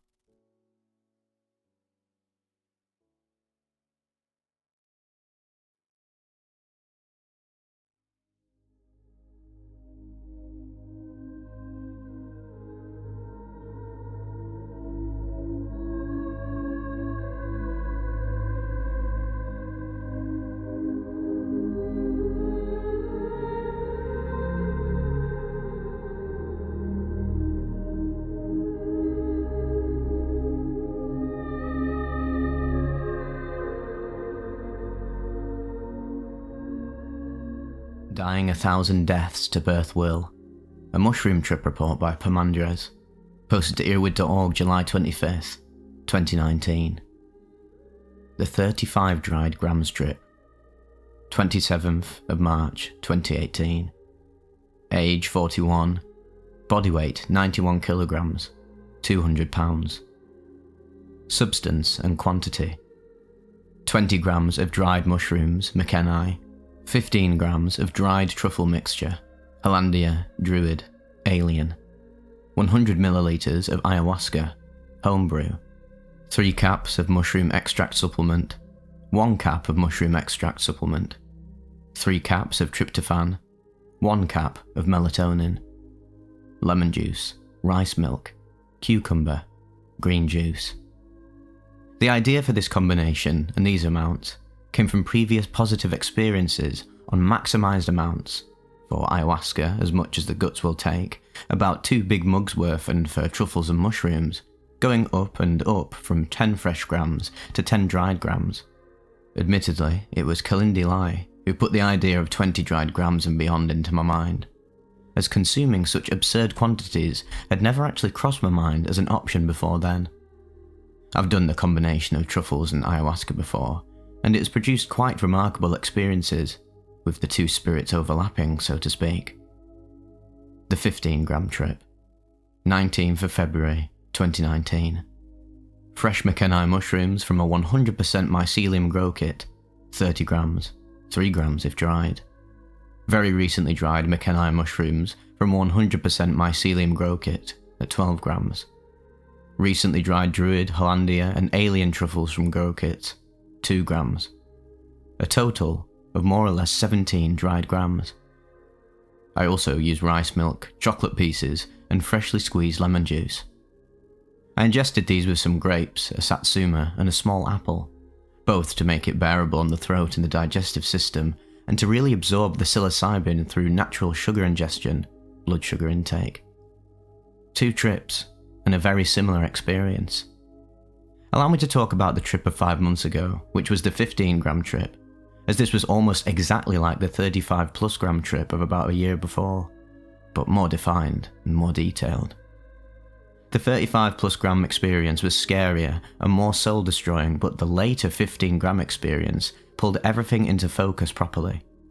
I'd been crying for about a year after the 35-gram experience, but after the 15-gram trip, I actually finally managed to integrate it all properly.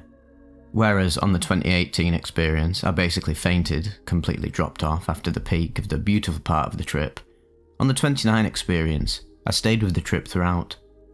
There is one difference, however, which was that on the earlier trip I asked on that very peak of cosmic fractal beauty, why, if there is such incredible potential for creation, am I still having to load the dishwasher? The mushroom then decided to answer the initial question, intention, going into the trip of, show me the beginning of creation.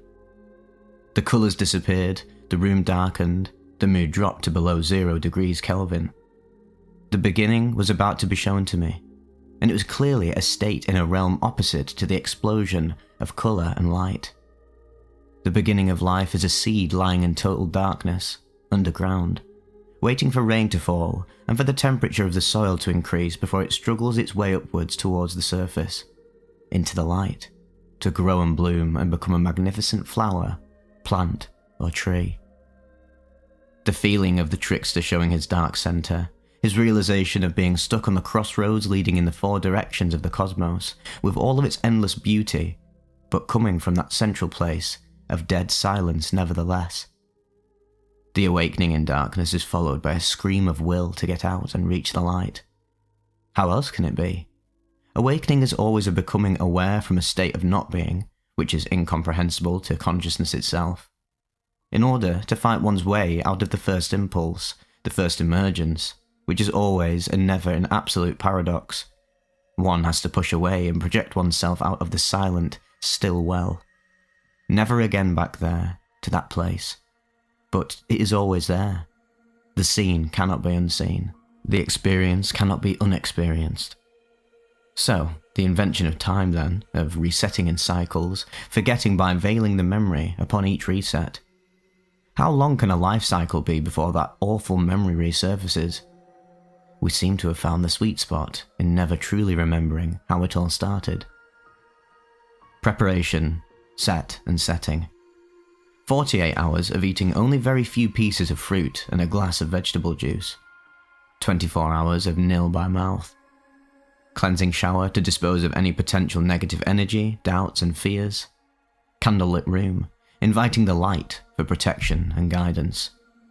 Otherwise, silent darkness in an empty house, wife and kids away, with only the cat as company. Music on headphones for the first half hour until the trip really kicks in.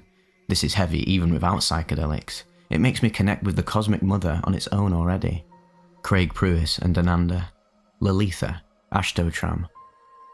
Background. I've been partaking in heroic dose mushroom, truffle and ayahuasca taking for many years now, and I proudly call myself a psychonaut. As Terence McKenna defined it, heroic doses of 5 dried grams of mushrooms, and up and for ayahuasca, I'd call it a full big mug of the tea and more. After 2 mugs, the body simply won't take more to be realistic. As per McKenna's mantra, I've always taken psychedelics in silent darkness, keeping the eyes closed as much as possible. Doors and windows locked, telephone off, always with 24 to 48 hours of fasting beforehand. No smoking of cannabis with mushrooms or tryptamines. It is a privilege to be able to explore the outer reaches of the innerverse and the borderlands of hyperspace. If we don't do it, nobody will. Meditation, NDE experiences, dreams, astral travel, they all go somewhere, but it feels to me like with psychedelics we can go much further, faster, and with much greater ease. We can stumble and fall and get back in the saddle in a flash, and stumble we will, and embrace the lessons we must. I feel that as a species we don't explore and fully embrace who we are for our full timeline. From conception to transition to the next stage, death. We kind of accept more or less remembering our first experience at 5 years old or so, but don't bother going deeper. It is scary stuff. It is the great unknown and the great terrifying darkness as well. When we ask our psychedelics to show us the full truth, they show us the full truth, and that involves the scary parts we willfully ignore and know nothing about, consciously. I would say it is our duty as explorers of the mind to actually go into those dark caves and dive into those black pools. Life itself can be very scary, especially when it is looked at without distractions. In my philosophy, it is better to deal with the shadows right now than to leave them until we lie on our deathbed.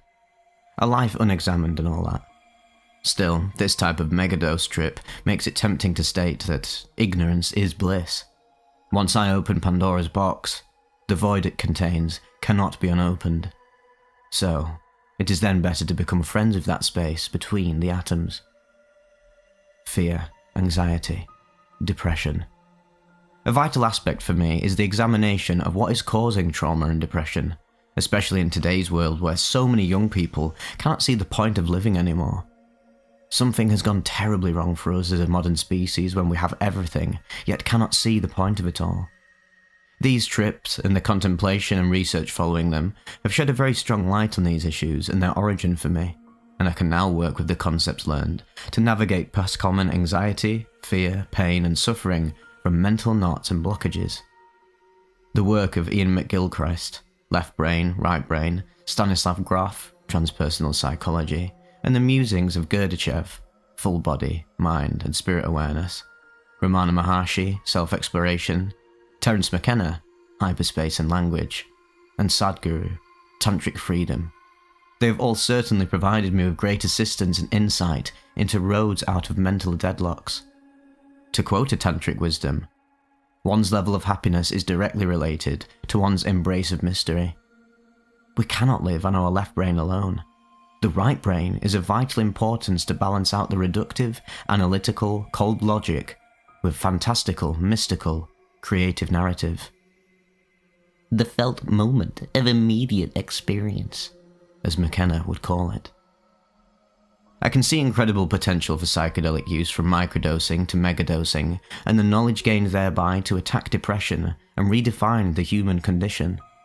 We can find new paradigms, new ways of being as human beings, within society and through culture. Integrated being, embracing logic and intuition, meaning and the void all at once. As psychonauts, we venture into territories where solutions are offered and where confrontation with core truths is the name of the game. If any community can offer true solutions and new ways of being in today's depression-prone world, it is the psychedelic community. This is also why I approach the psychedelic experience from a full spectrum of explorations, including scientific, chemical, psychological, mythical, mystical, psychic, and spiritual angles.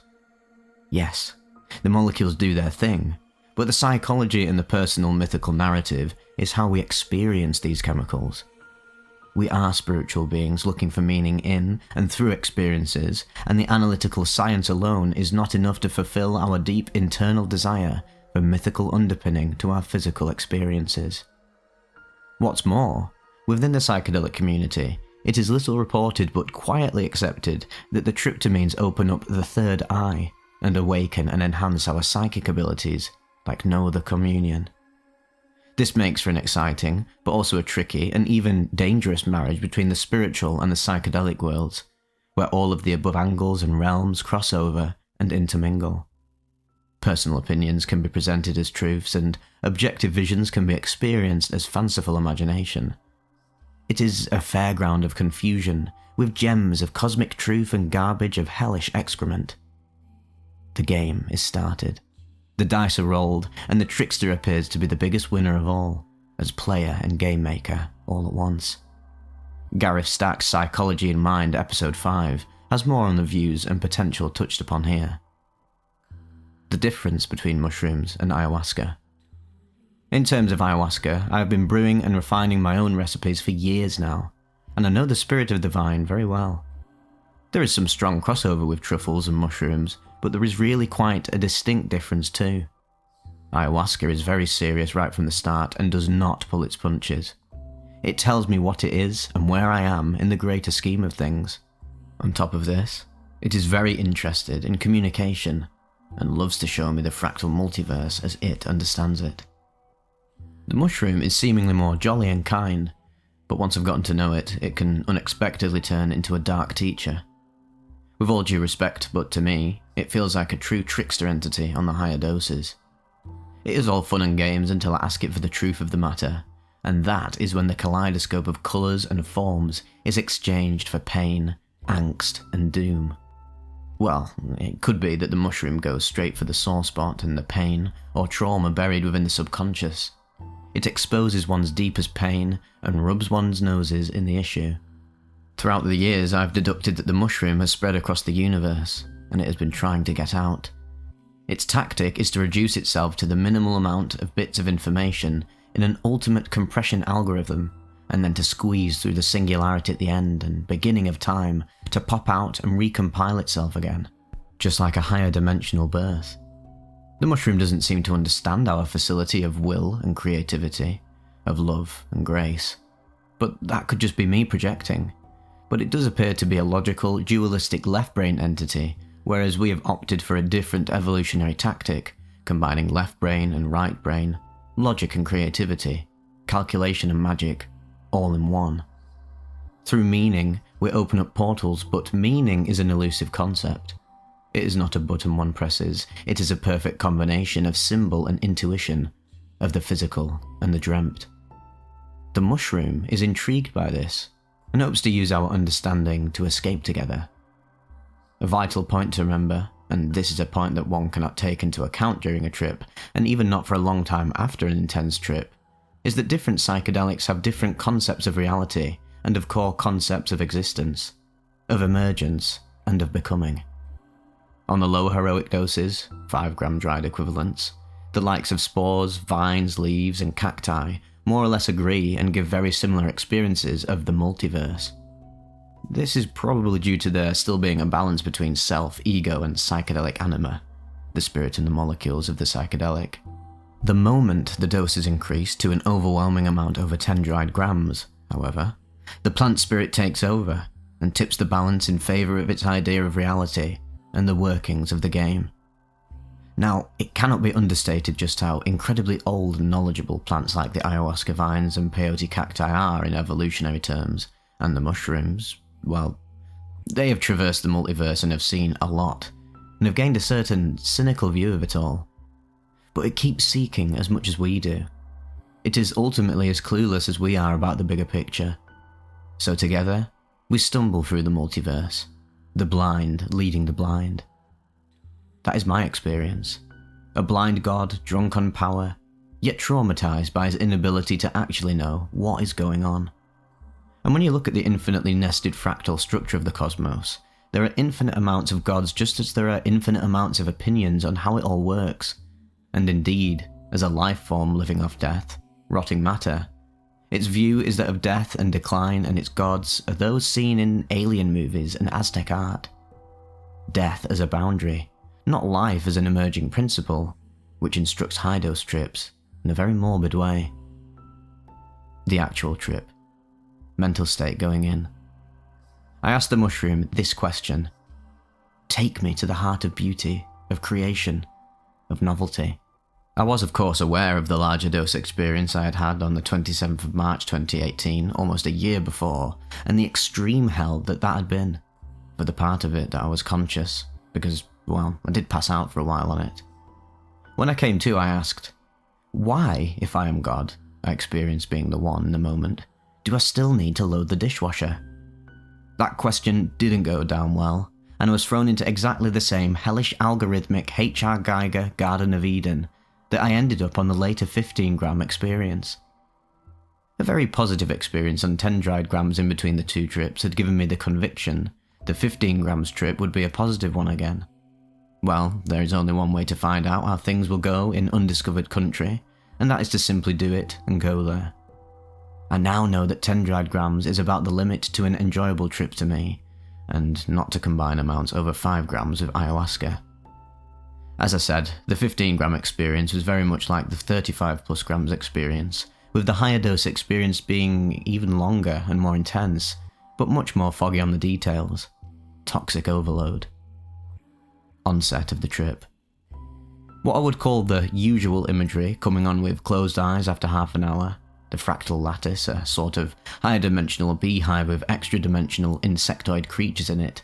There are endless mandelbulb worlds forming and morphing into each other, with shapes and colours I cannot describe using language. Mandelbulb movies on YouTube get pretty close to what it all looks like, but there's definitely a strong presence there of a high intelligence.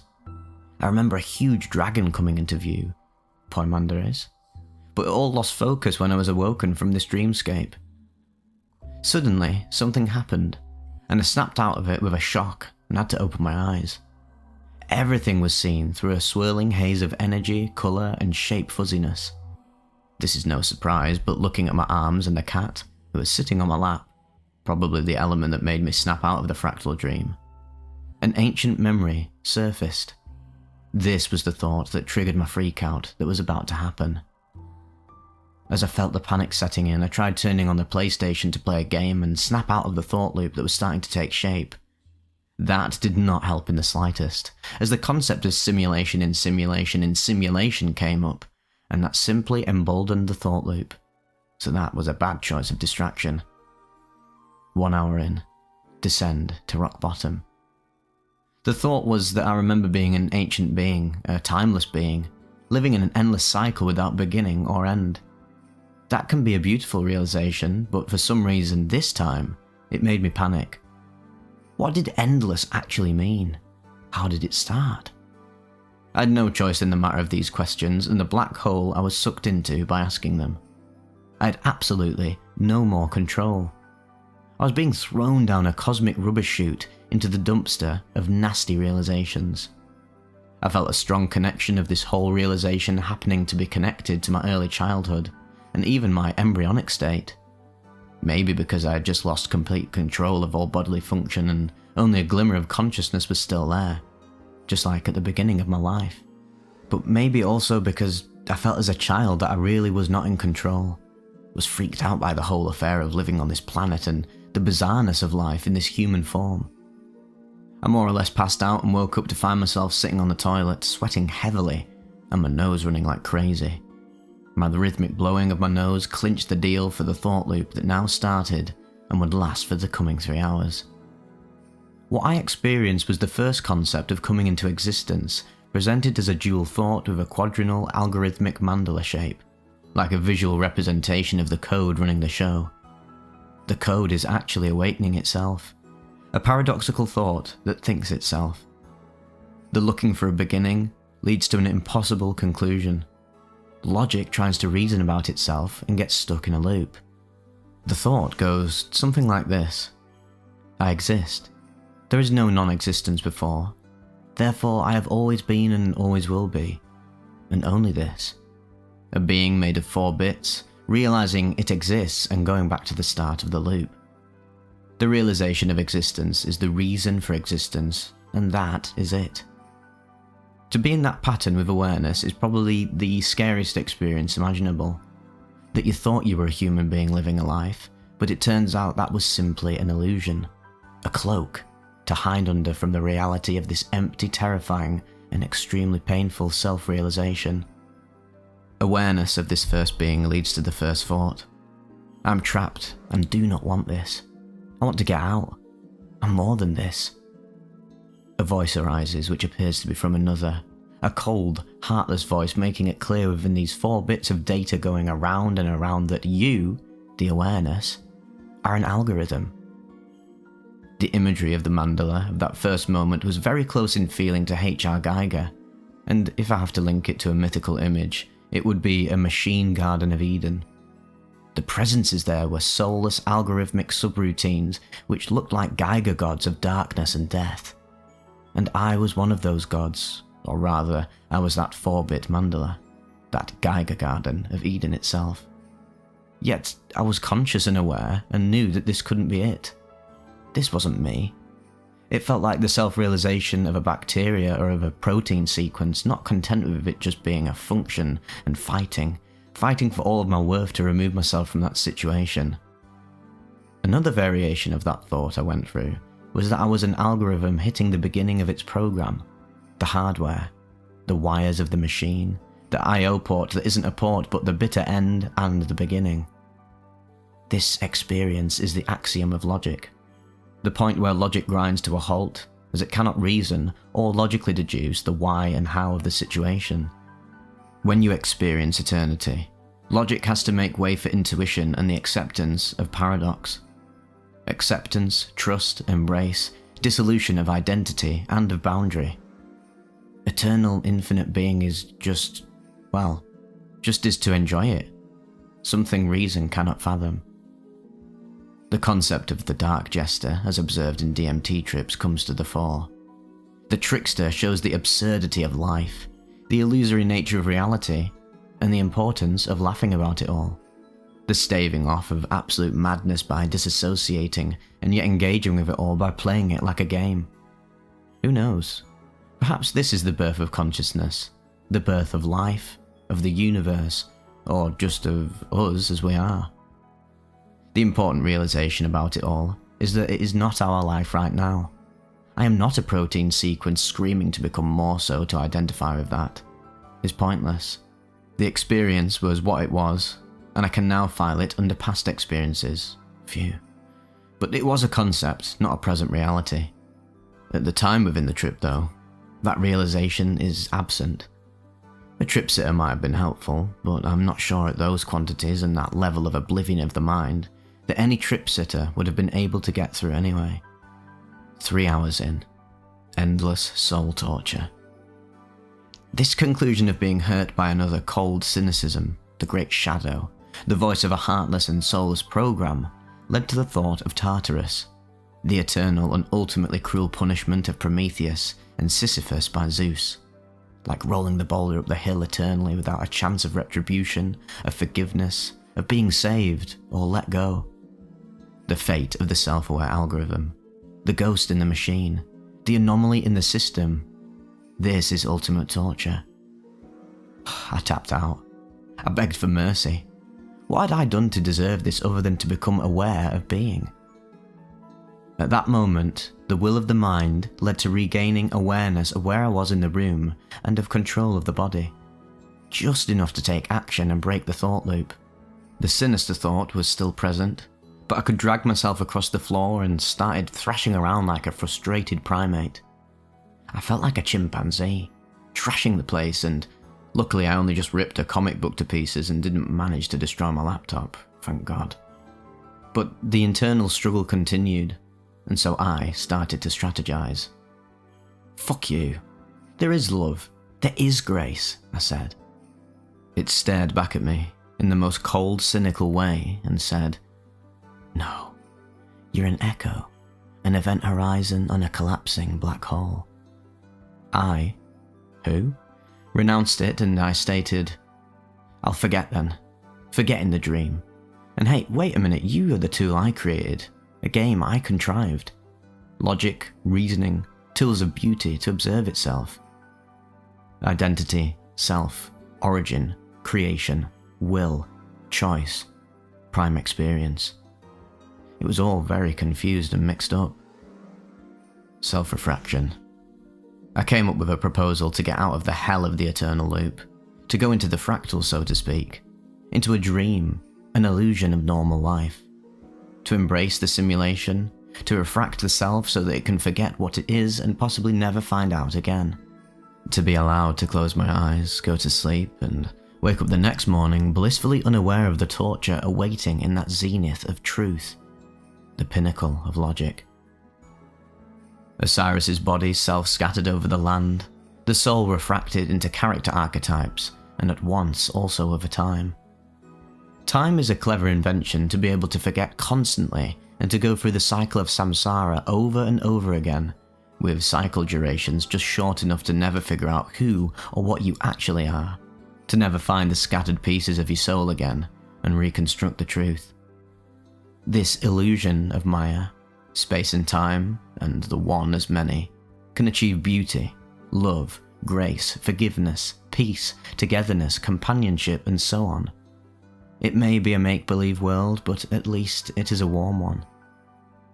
If I had to give it a mythical or narrative form, it would be that I was Prometheus, and it was Yaldabaoth, the demiurge, the blind god, seeing only itself and proclaiming it is the creator, forgetting it is not without reason or meaning, that you can't have something for nothing. The pit of pits is the thought. I am. I wasn't before. So I have to always have been. The attempt to comprehend is the thing that throws me back in the loop and starts it again. This is all there is. Over and over and over again. Coming down off the trip, I felt like I had finally done it, and I'd broken my mind and killed my psyche. Indeed, it has taken me about 5 months so far to get back to the normality, the slowest come down ever. I have to say though that it has been a process of growth and learning as much as a painful progress of reclaiming and retrieving the shattered pieces of my soul. Why do this to myself? I can easily connect that question to the first question consciousness asked itself before squeezing into this limited form bounded by time limitation. Why do it? Maybe eternal bliss is too undefined, but surely there is a middle way between the oneness bliss state and an algorithmic torture chamber. Well, yes. This whole life is, and what was shown, was the logical extreme of the harshest point possible. Maybe. One of the toughest factors in this trip was that there was no assistance, no help, no saviour.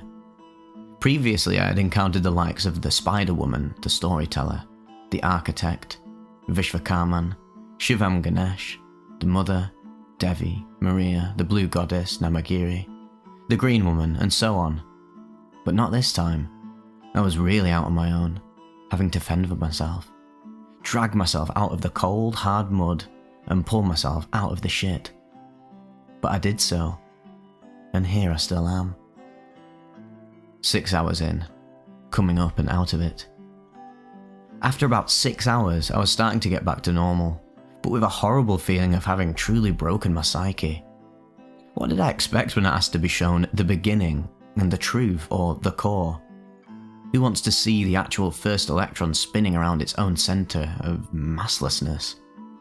He who keeps asking and lifting curtains will ultimately, eventually, see the cold, meaningless truth.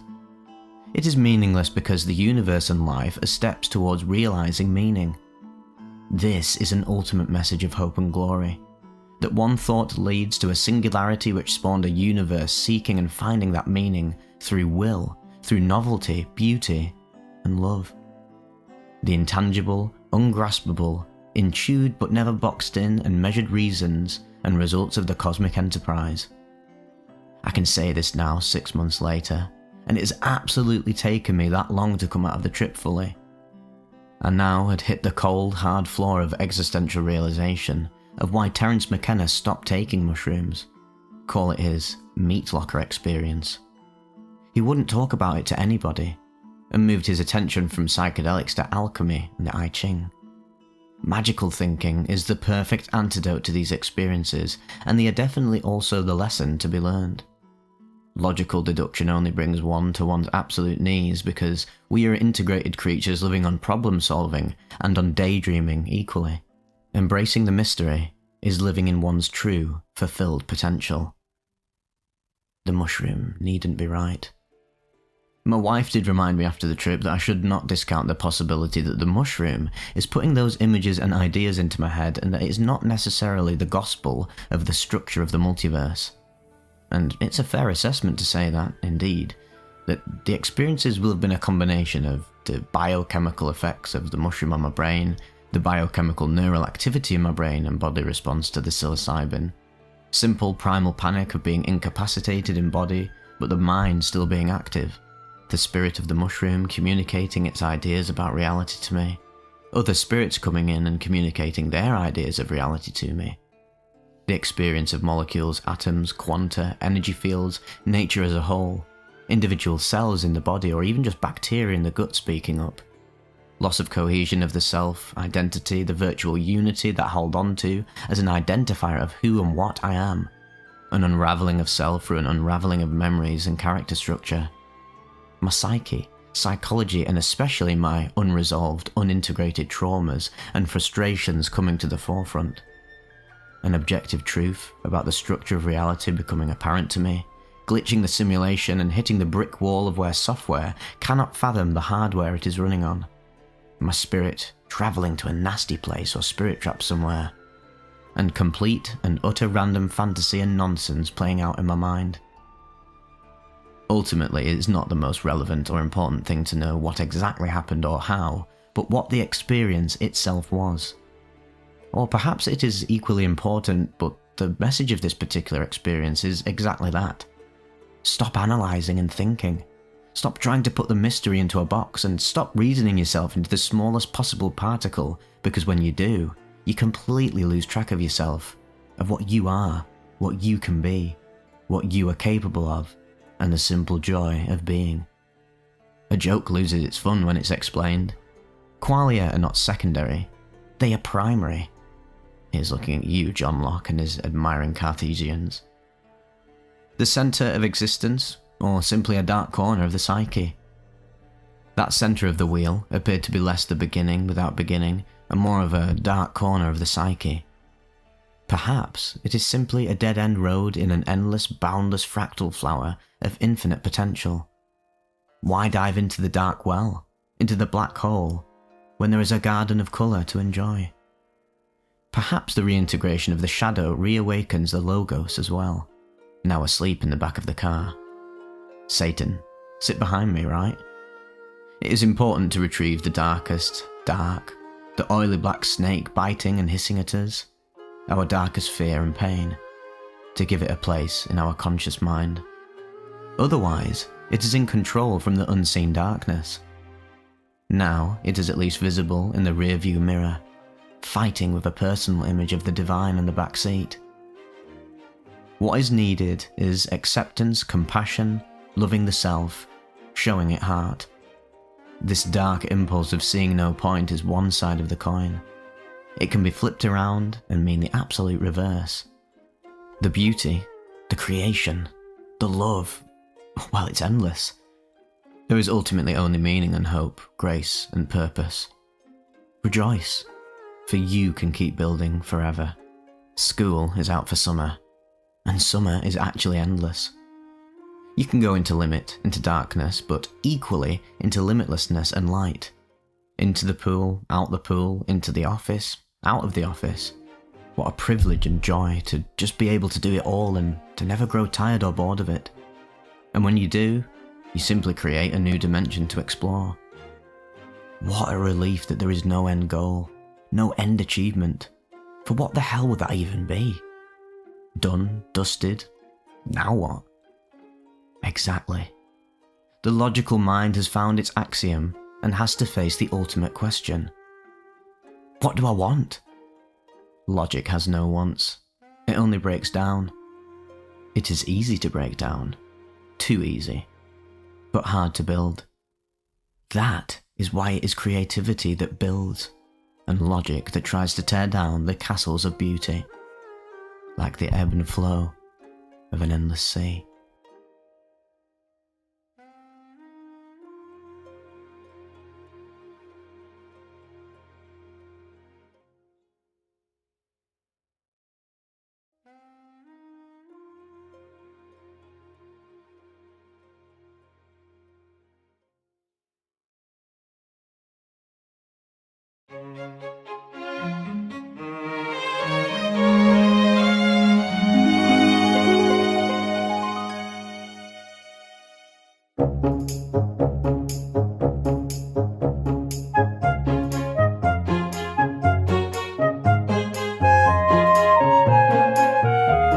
A 6.5 gram cubensis trip report, written by a subscriber, taken from the Vivek Discord.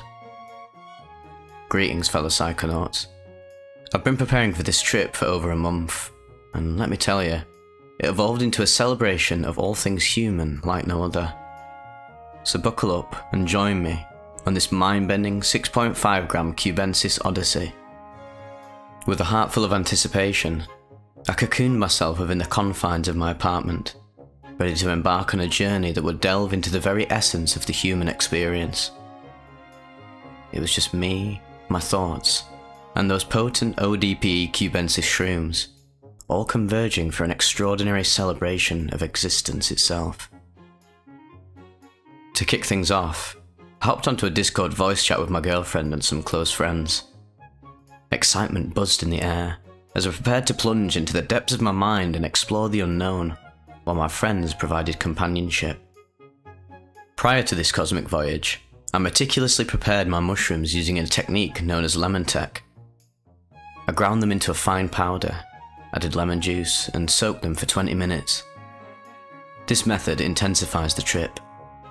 However, I must admit that while consuming the mushroom lemon sludge, I had a couple of close calls where I nearly threw up. Yet, these discomforting moments only added to the anticipation of what lay ahead. As the effects of the mushrooms intensified, I informed my friends that I needed some time alone. With a slightly wobbly ballet, I navigated my surroundings, gathering my essentials, water, Bluetooth speakers, and even a dog cooling mat to combat the sweltering 28-degree heat. My mission? To create the ultimate tripping sanctuary, a space where I could connect with the essence of what it means to be human. In my mother's serene room, I felt ready to unravel the vibrant festivity of the mind. Sunbeams poured through the window, as if the cosmos itself spotlighted a doorway to my mental odyssey. It was like the universe marked this as the ideal spot for my journey through the tapestry of human existence. Now, let's plunge into the whirlwind of thoughts that spiraled through my mind. To the groovy backdrop of 70s classics, I launched my journey with the iconic Staying Alive by the Bee Gees. Settling onto my mum's bed, every inch of it embraced me like a billowy cloud, cradling me in its softness. It was almost as if the very fabric of the bed was woven with comfort, inviting me to groove and let my mind soar. I extended my mind and immersed myself in the luminous embrace, feeling its gentle caress against my skin. It was as if the light possessed a divine essence, a cosmic presence that enveloped me. The once distinct rays of the universal spotlight transformed into intricate fractal geometries, dancing upon my skin and casting mesmerizing reflections. Lost in contemplation, I found myself pondering the mysteries of existence and the vastness of the universe. My gaze rested upon the blue expanse of the wall before me, adorned with arrow-like patterns that appeared to beckon me into a trance-like state, as if inviting me to explore the depths of consciousness.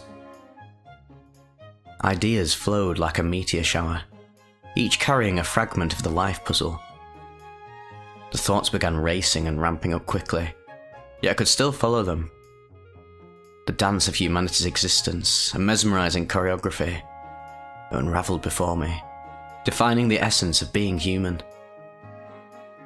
In a mesmerizing twist of perception, it seemed as though my consciousness was fragmenting into countless individual versions of myself, each embarking on their distinct journey of experience.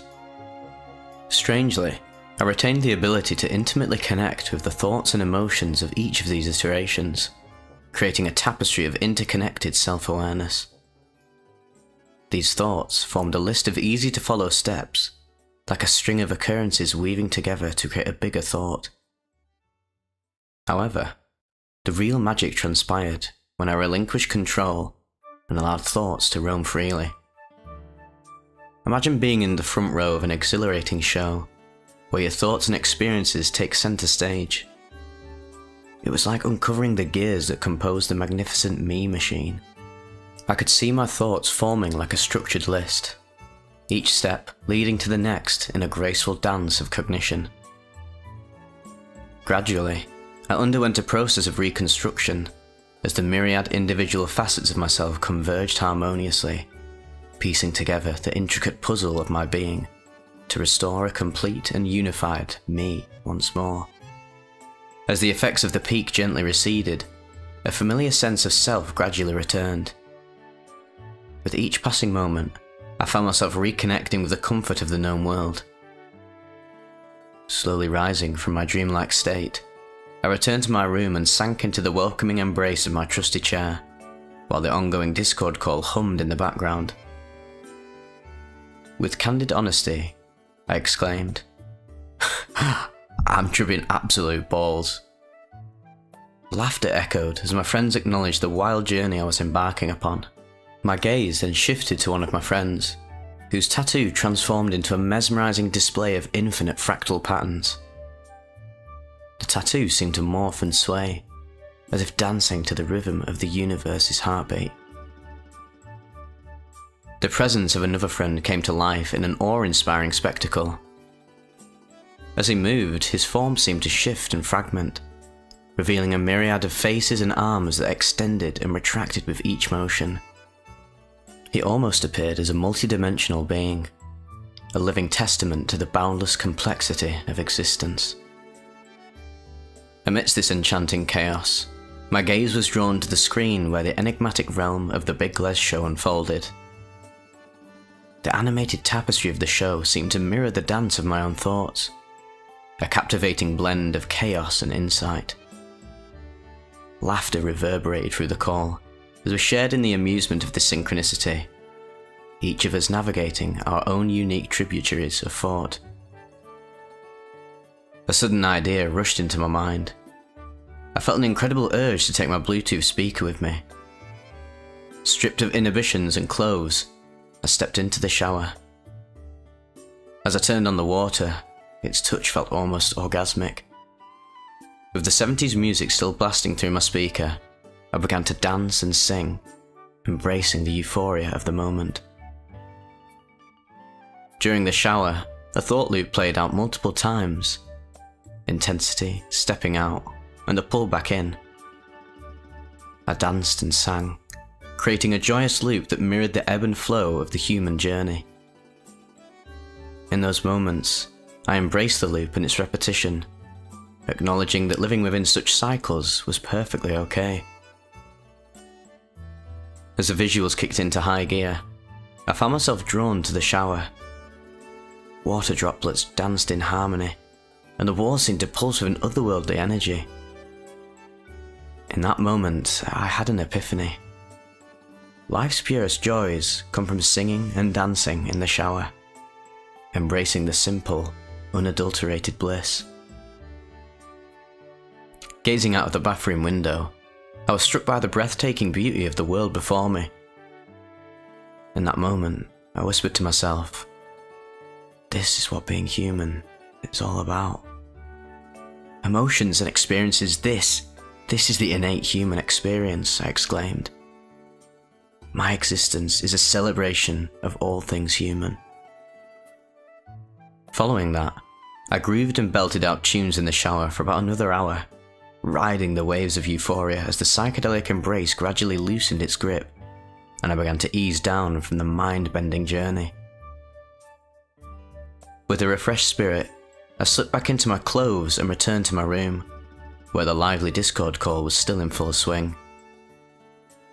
I couldn't help but notice that a few more of my friends had joined the voice chat, adding to the cosmic camaraderie.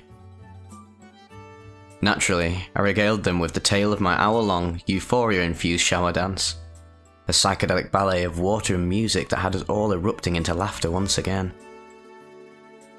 We shared stories, bantered, and found ourselves lost in joviality until the gradual come-down began to make its presence known. As the psychedelic energies gently waned, I decided to enhance the easing transition by indulging in some soothing herbal companionship. A little weed added to the mix, a gesture of appreciation for the privilege of embracing my innate human experience within the tapestry of this wondrous lifetime. Embarking on a 6.5 gram ODP Cubensis Odyssey, I celebrated the essence of being human. Through cosmic rhythms and psychedelic waves, I danced with thoughts and emotions, uncovering the beauty of existence. A shower became a portal to pure joy, a moment of unfiltered bliss and a whisper to the universe. My life is a celebration of all things human. Reuniting with friends, sharing laughter and stories, I gently descended from the cosmic heights, embracing the privilege of this incredible journey. Here's the dance of humanity, and the wonder of our innate human experience.